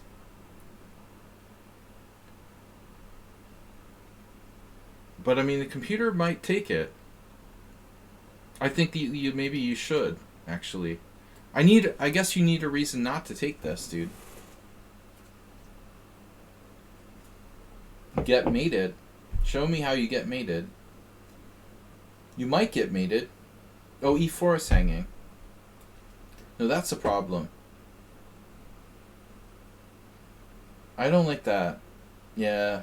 We gotta protect e4. I don't really like this, man. I mean, it's possible. I'm not sure you're getting mated, but I'm not...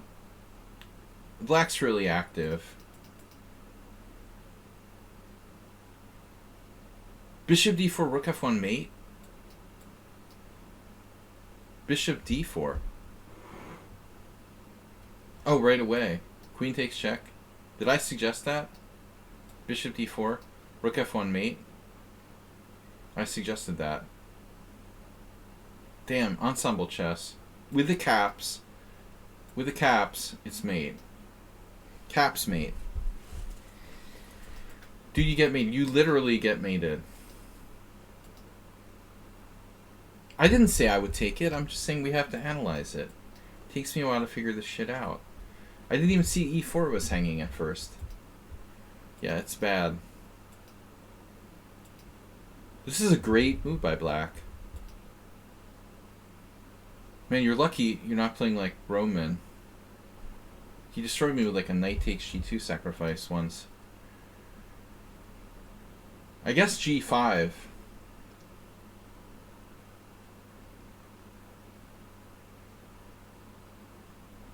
You reminded me of this, like, one of my first games with Gingy. We had a similar position. I was trying to contain him, and it was the same structure. But I couldn't keep it all together.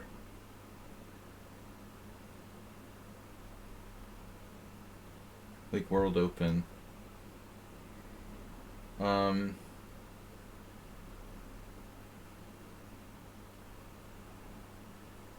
I just can't begin to describe how bad this move is.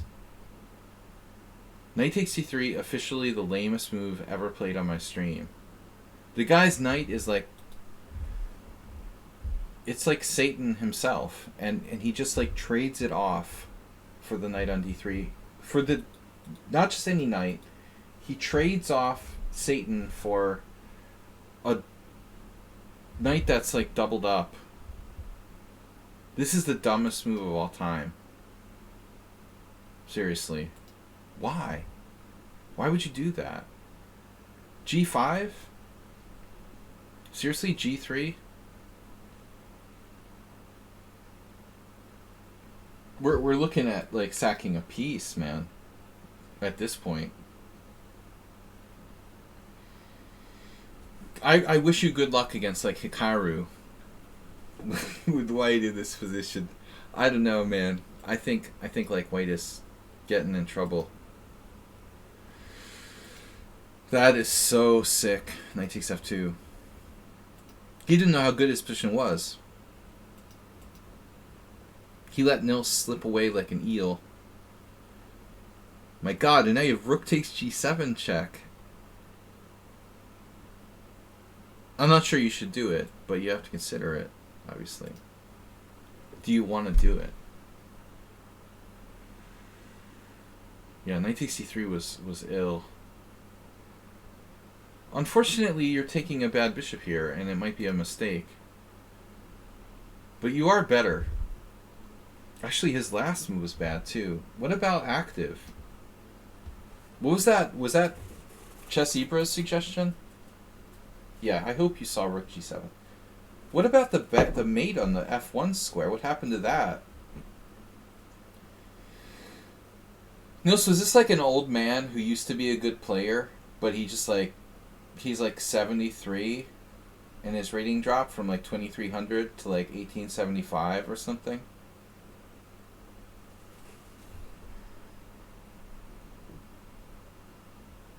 Well, I mean, bishop h6 inherently trades white's best minor piece for black's worst one.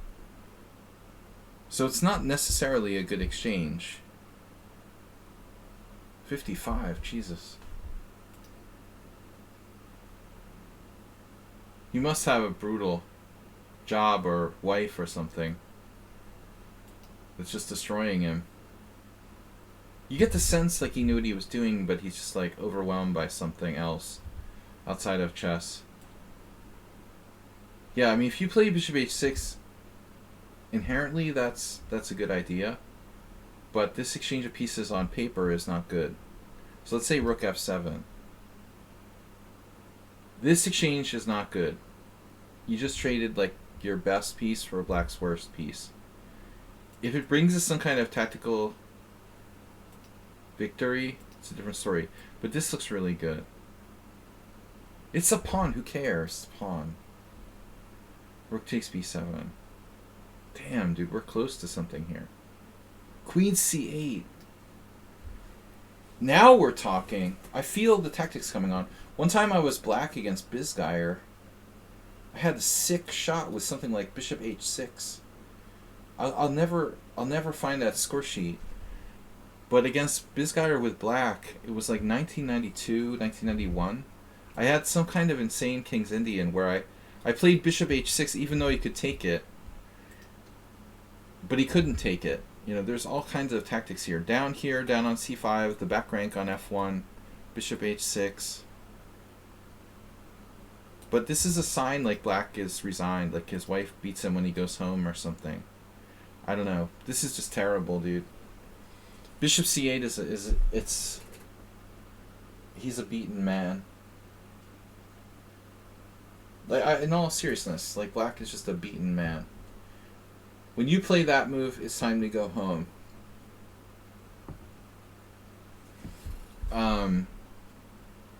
Maybe Nils wasn't up to the task, though. Bishop g5 looks pretty good. He has bishop f6, though. Kind of hanging on. I like his bishop on c8. It's still not that bad. The other one is bad. Rook f7, queen c1.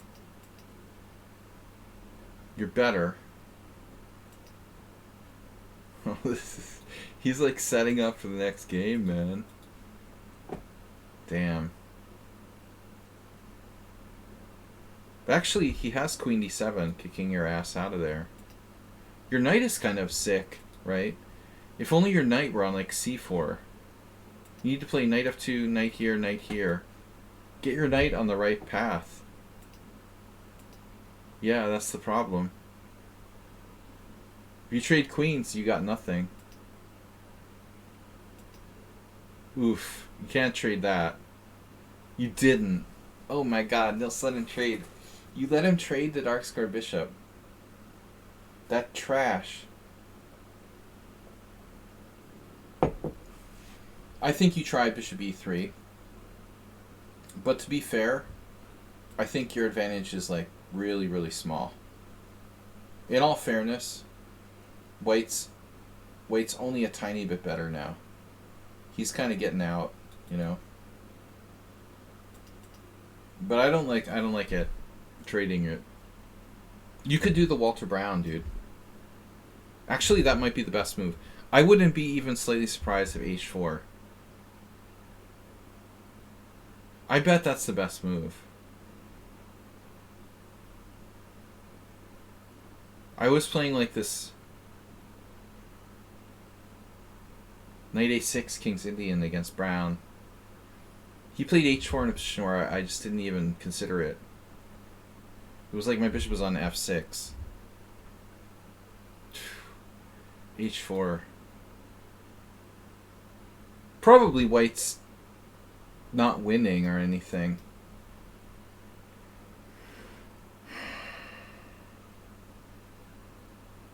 But look at that space advantage. Black is almost in total paralysis. It freezes everything. All of his pawns are like frozen.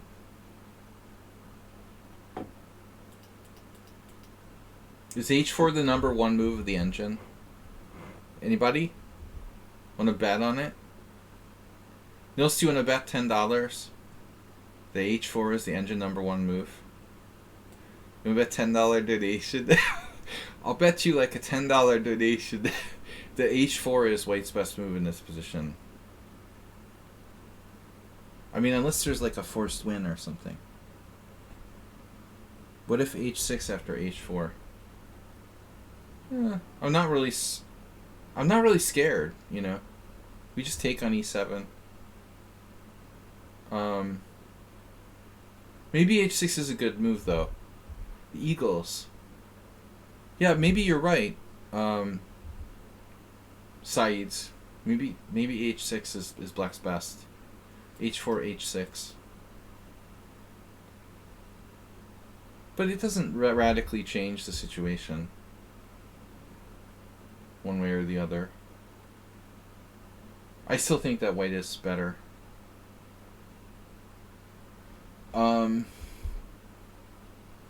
What was that? We got a donation. Lionel Spoon, resubscribed 3 months in a row.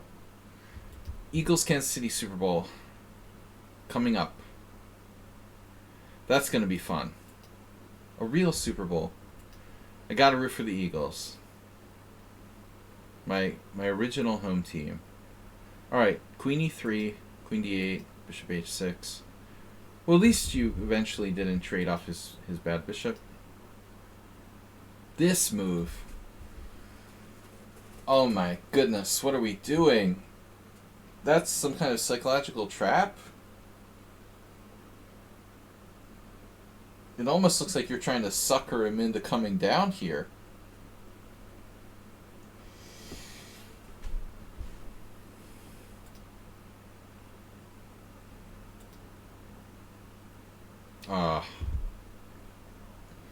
Dude, I would trade the queen so fast you couldn't even see him come off the board.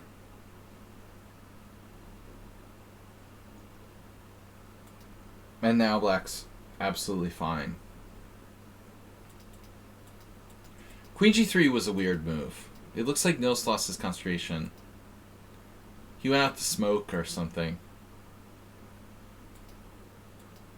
And lost his concentration. Is H4 the best move? Damn.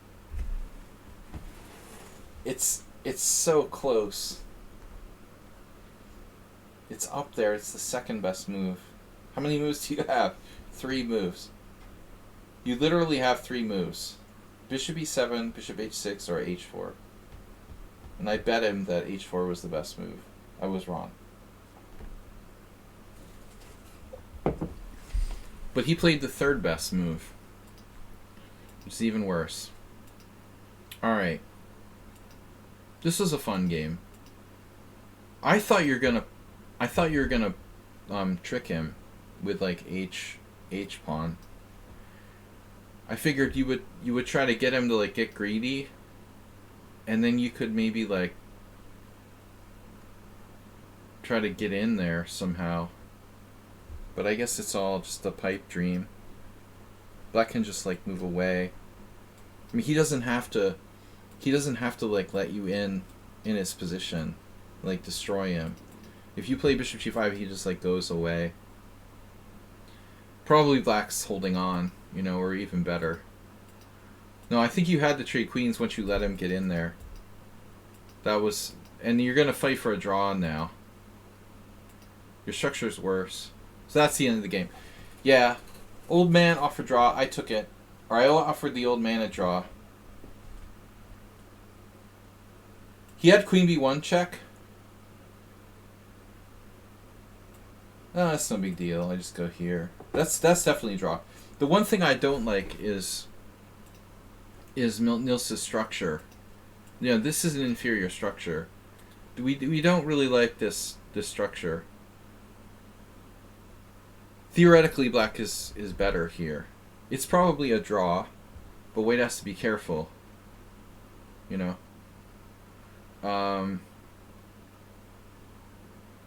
Yeah, well, you know, you were better like the whole game, but now you're worse. So draw is fair. All right, I got camel culture. Sorry, I can't take any more games. Camel culture's game. Learn, study. Camel just left us. He just left us.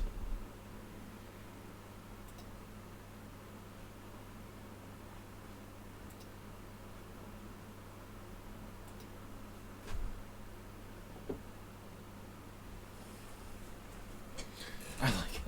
What? Off topic? Marxist and universal basic income. Okay. Not my field of study. We've got the wrong game. Yes. This is camel culture.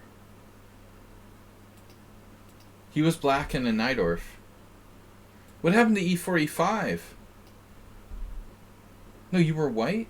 Wait, you lost, right? You were white? I'm starving. My worst OT game of January. You were white. Against the Marmor. Gulderkan, that's a really weird comment. Okay, so d4, cd4, knight d4, knight f5, Najdorf, h3. Yeah, h3 is an interesting line. e5, best move. Here I don't know, you know, if it's better to play knight e2, but probably. And then h5. Honestly, b5 is also interesting. With b5, the idea is to get bishop e7 as fast as possible. So white plays g4, but you're quickly getting that in too. So I don't know, you know, I think black should consider b5. But h5 is the modern move. And camel culture is white. I haven't looked at this in a while, and I'm certainly no authority. g3 is sort of routine. You played bishop g5, going after the d5 control.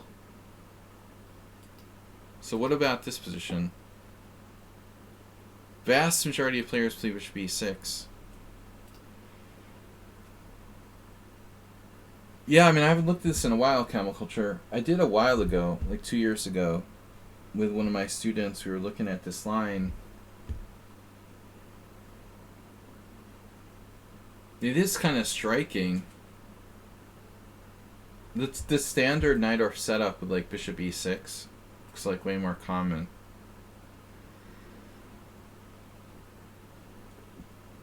I think he was more of a camel culture. More than just clutching. I think we're talking about more than clutching.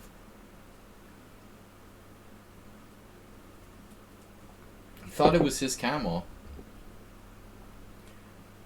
There was some deposition where where it was claimed that he thought or said she looked like his ex-wife.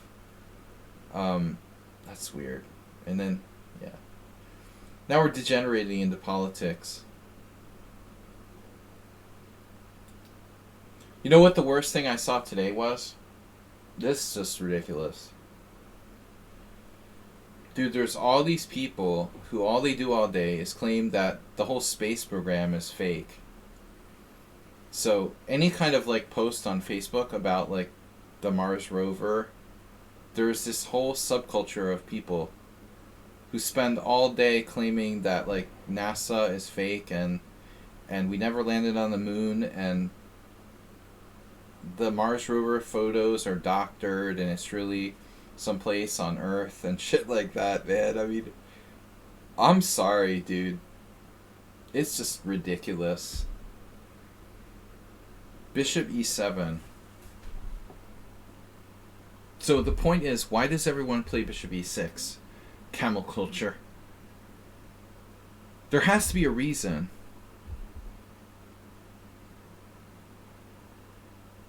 Why is bishop e6 so much better than bishop e7? So we're not going to play bishop e7. We want to play knight on bd7, but we don't want to block our bishop. That's the point, right? It's close to flat earth. I told a joke about flat earth the other day. Chessy, bro. There was actual Twitter from the Flat Earth Society that said, like, we have many members all over the globe. This is like a literal, like a real post from the Flat Earth Society. Join us, we have members from all over the globe.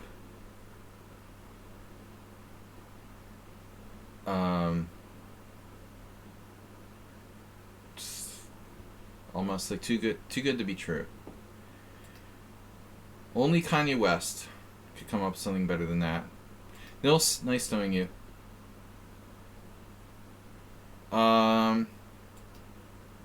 Bishop b7, knight g3. So this is apparently correct. This is too much for me, man. But I like it. This is ballsy. Camel Culture got some. He's got some sharp, strategically sharp stuff going on. However, like, is g6 a problem? Like, if this knight is just gonna sit here and be stupid, I don't feel so good about it. There's a whole school of thought about bishop takes f6, apparently. Michael Adams, the simple approach.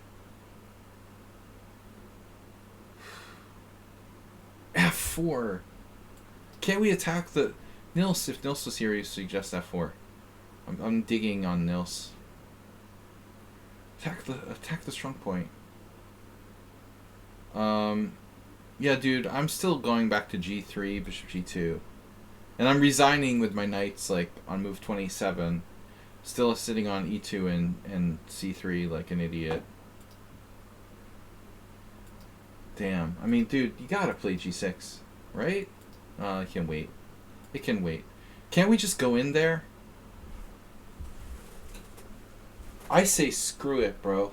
We just put the knight in f5. That's why it's there. What's he gonna do? Can't we just go in there? No, I agree. Like, knight g3 feels really weak. What is he gonna do on knight f5? It in there like swimwear. Was that the section where Donald Trump assaulted that lady in the? Was it swimwear section?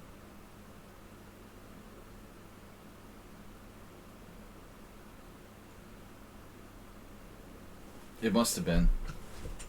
It must have been the swimwear section at Macy's. I'm sorry, it's not right to joke about that.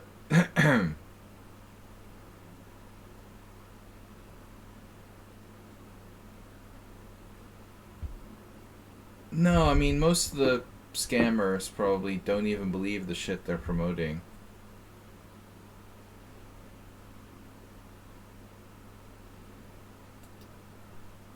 So I want to know about knight f5. It's garbage. It's playable. Playable garbage. So knight d4 is a problem. Knight d4 is a problem. We have a problem with knight d4. Playable, but yeah, not optimal. So it looks like he's making a serious mistake. Who the hell plays the knight orphan and puts their knight on c6, by the way? Is that normal? Dude, seriously. You're sure your opponent knows how to play the knight orf? He's putting his knight on c6. You're not supposed to put your knight on c6.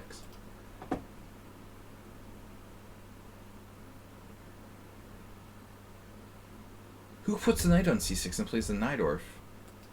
That's the whole point. That's the reason why people play the knight orf. So they don't have to put their knight on c6 and like block the frickin' c file. He's going for d4. Alright. So bishop f6, bishop f6. Yeah, that's pretty... The only problem with bishop f6 is like a little bit like wimpy. Oh, material. Maybe you have to do it. Wow. I didn't even realize you were threatening knight takes h5. Holy shit. I think he didn't either. I only wanted to play g6 to like keep your knight off of f5. That's pretty funny. I had no idea like grabbing that pawn was an option. The other reason to play knight d7. Knight d7 allows knight f5, so it's not a candidate move. If he had played bishop e6, it could be. h4 is possible, obviously. Damn. So you're sitting there and you're like, I just hit my funny bone. You're sitting there and you're like, okay, knight c6 is not a move because it drops a pawn. But honestly, you have to admit, like, he's got a little bit of counterplay for this pawn. This is not just like you just want a pawn for free and it's like a Sveshnikov now. You know, look at your pieces. I mean, they're really lame.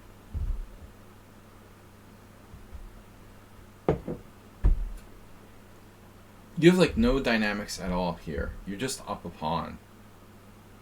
There's a long-term hope, like a Sveshnikov, that, you know, he's weak on the white squares.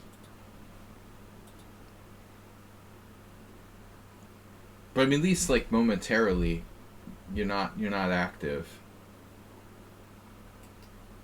He went to the Asterbate School of Development. Where's Asterbate, by the way? He like went to sleep or something. He's totally not here.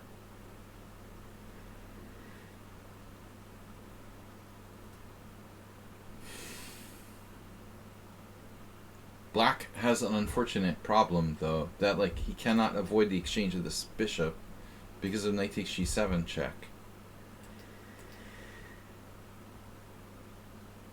So you have to endure a kind of passive position to be up a pawn. And the question is, does black have enough compensation for his pawn drop?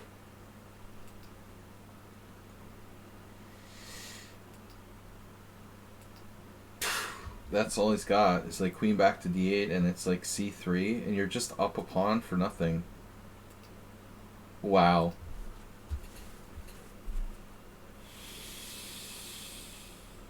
I just want to hit the bong, man.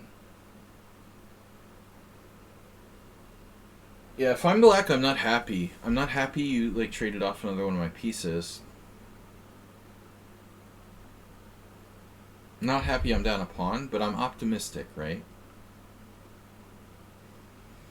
I don't know how to play the knight orf. You know, I messed it up on like move 8. But I'm optimistic. How strong is this opponent, by the way? I mean, is this guy like 2200 or what are we talking about here? I mean, even if black's down a pawn, he's playing the Sveshnikov and like white has no development. So just make an ordinary move. You still got to be careful. I vote for like g3 here, castle. We can't castle. Jesus Christ. 1824. Fuck. There was this guy when I was like 2300 that I lost to. He was chewing on a cigar at the Boylston Chess Club. He was around 1800. I was a little higher rated than you, but he was around, yeah, 18 something. He played like the old Benoni against me, and I was overconfident. That was my worst My like kind of like my worst loss as a master ever. The cigar 1800 guy, the chewing on the dry cigar.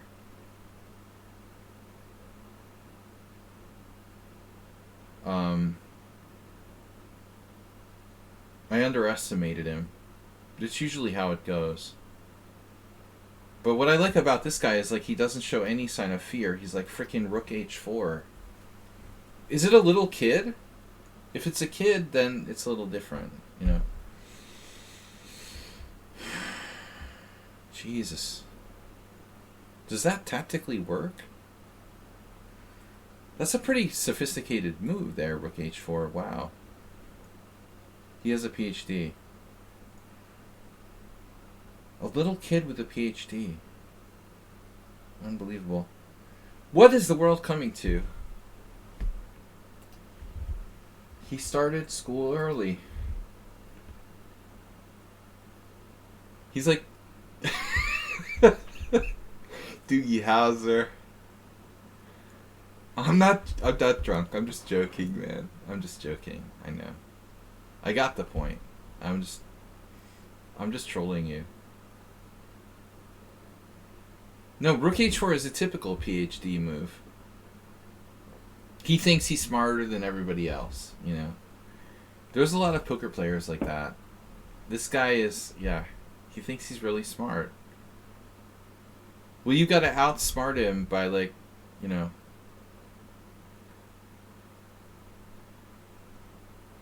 making him think that, you know, you can think on another level beyond him.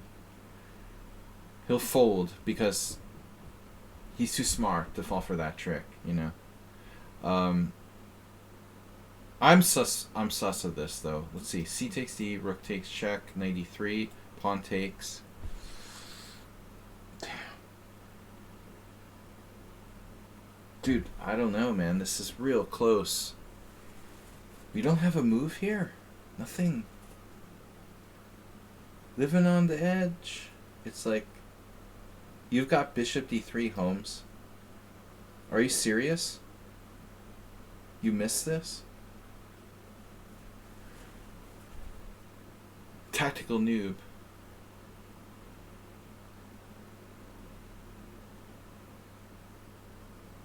Jesus Christ. It's understandable though. I mean, I'm just kidding. So the point is you have queen a4 check and pick off his pawn if he stays on the file. You just check and take this, and it's game over. So he can't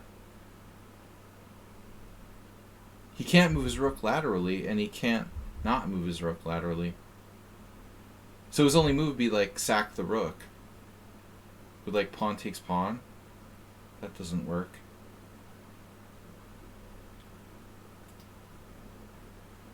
Is there a move? Is there queen a5 check? Queen f just over. Queen a5 check is over. It's like king f1. He has to sack like his rook. I mean, he's down a rook. Jesus Christ. Yeah, this is funny though. This guy, he's a PhD or whatever. If he was really, really smart, he would understand that he's down a pawn.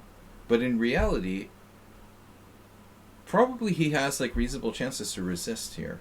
But how do you resist? Not with fancy moves. With like sensible moves. Realize like you're down a pawn, but your pieces are good. I mean, you have a good bishop, you have a good rook. Your knight just drops back. You trade it off at some point. You know, what's white going to do? How are you going to beat him here? Where are you going to castle? You know, this is not so easy. For the computer, maybe. But if this guy makes a rational move in this position, I think he has excellent chances to hold. He's going to play for a draw, and he's got chances to draw. But instead, he's like Mr. Fancy with rook h4.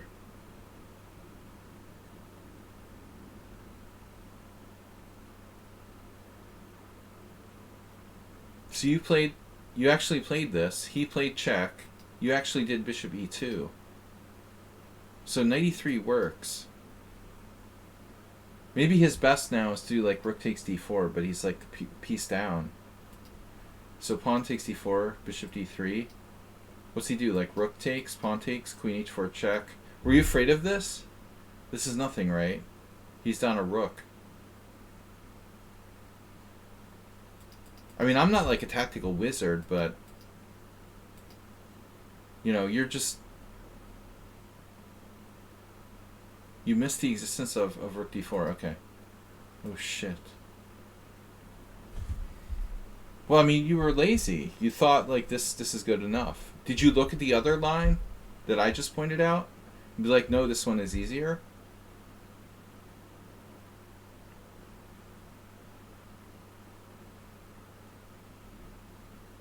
I mean, even if, like, your queen was to, like, dive down on h7, you probably have some kind of counterplay, right? Jesus Christ.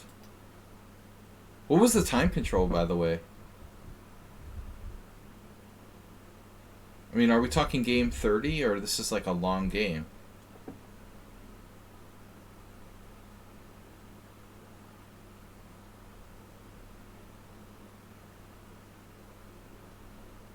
Queen b3? Well, it's the most natural move. You put the queen on a square where... Tactical laziness. I put the queen on a square where it protected the knight. What an idiot I am. Imagination. Asterbait would like sack his queen and play rook c1 and then beat the guy and submit the game to the stream. Yeah. Okay, well, dude, you know what? Even if you like drop your knight on d5, you still shouldn't lose to a freaking 1800. So you're like kind of guilty of doing the same thing he did. It was like overcompensating. I mean, what the hell is up with this now? You have queen a5 check, queen c3. So you still have bishop f3 here. But it's like take, check. Yeah. So at this point you have to like suck it up and admit that you like screwed up. And it's just a question of like mitigating, you know, how bad it is. You're only down a pawn.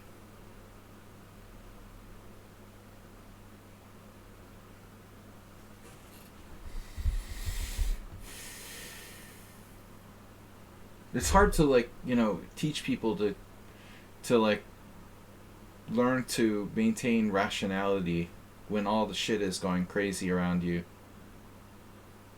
At a Tuesday night Denver Chess Club, it's only a pawn.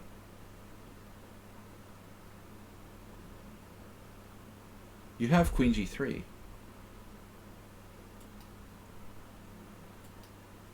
It was a pawn, now it's not even a pawn. He's got queen a5 check. He saw that. Now you're down a rook.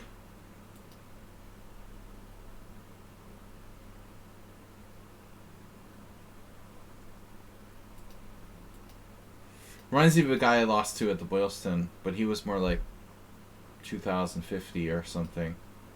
2100. He was a really smart guy. He wrote an article about the game later. Right, so here, castles. And, you know, it is what it is. His king is still not safe. What's the avow? -2, wow. That's a bit much. I wouldn't say black was better by 2 pawns here. You're only down a pawn and his king still isn't castled. That's kind of a bullshit evaluation. I think in a practical game. I bet he wouldn't have beaten you here. Maybe a draw. If you maintain rationality. But after queen a5 check, you're in serious deep shit. You're basically committed now. It's like you're h-pawn queens or you're down a rook. That's so lucky for him that works. But I mean, what's the takeaway from this kind of thing, you know? Never lose your sense of objectivity. No matter who you're playing against, what the situation, where it is. Easy to say. You went all in on the H-pawn. Which is tempting. Damn. Yeah, you're down a rook.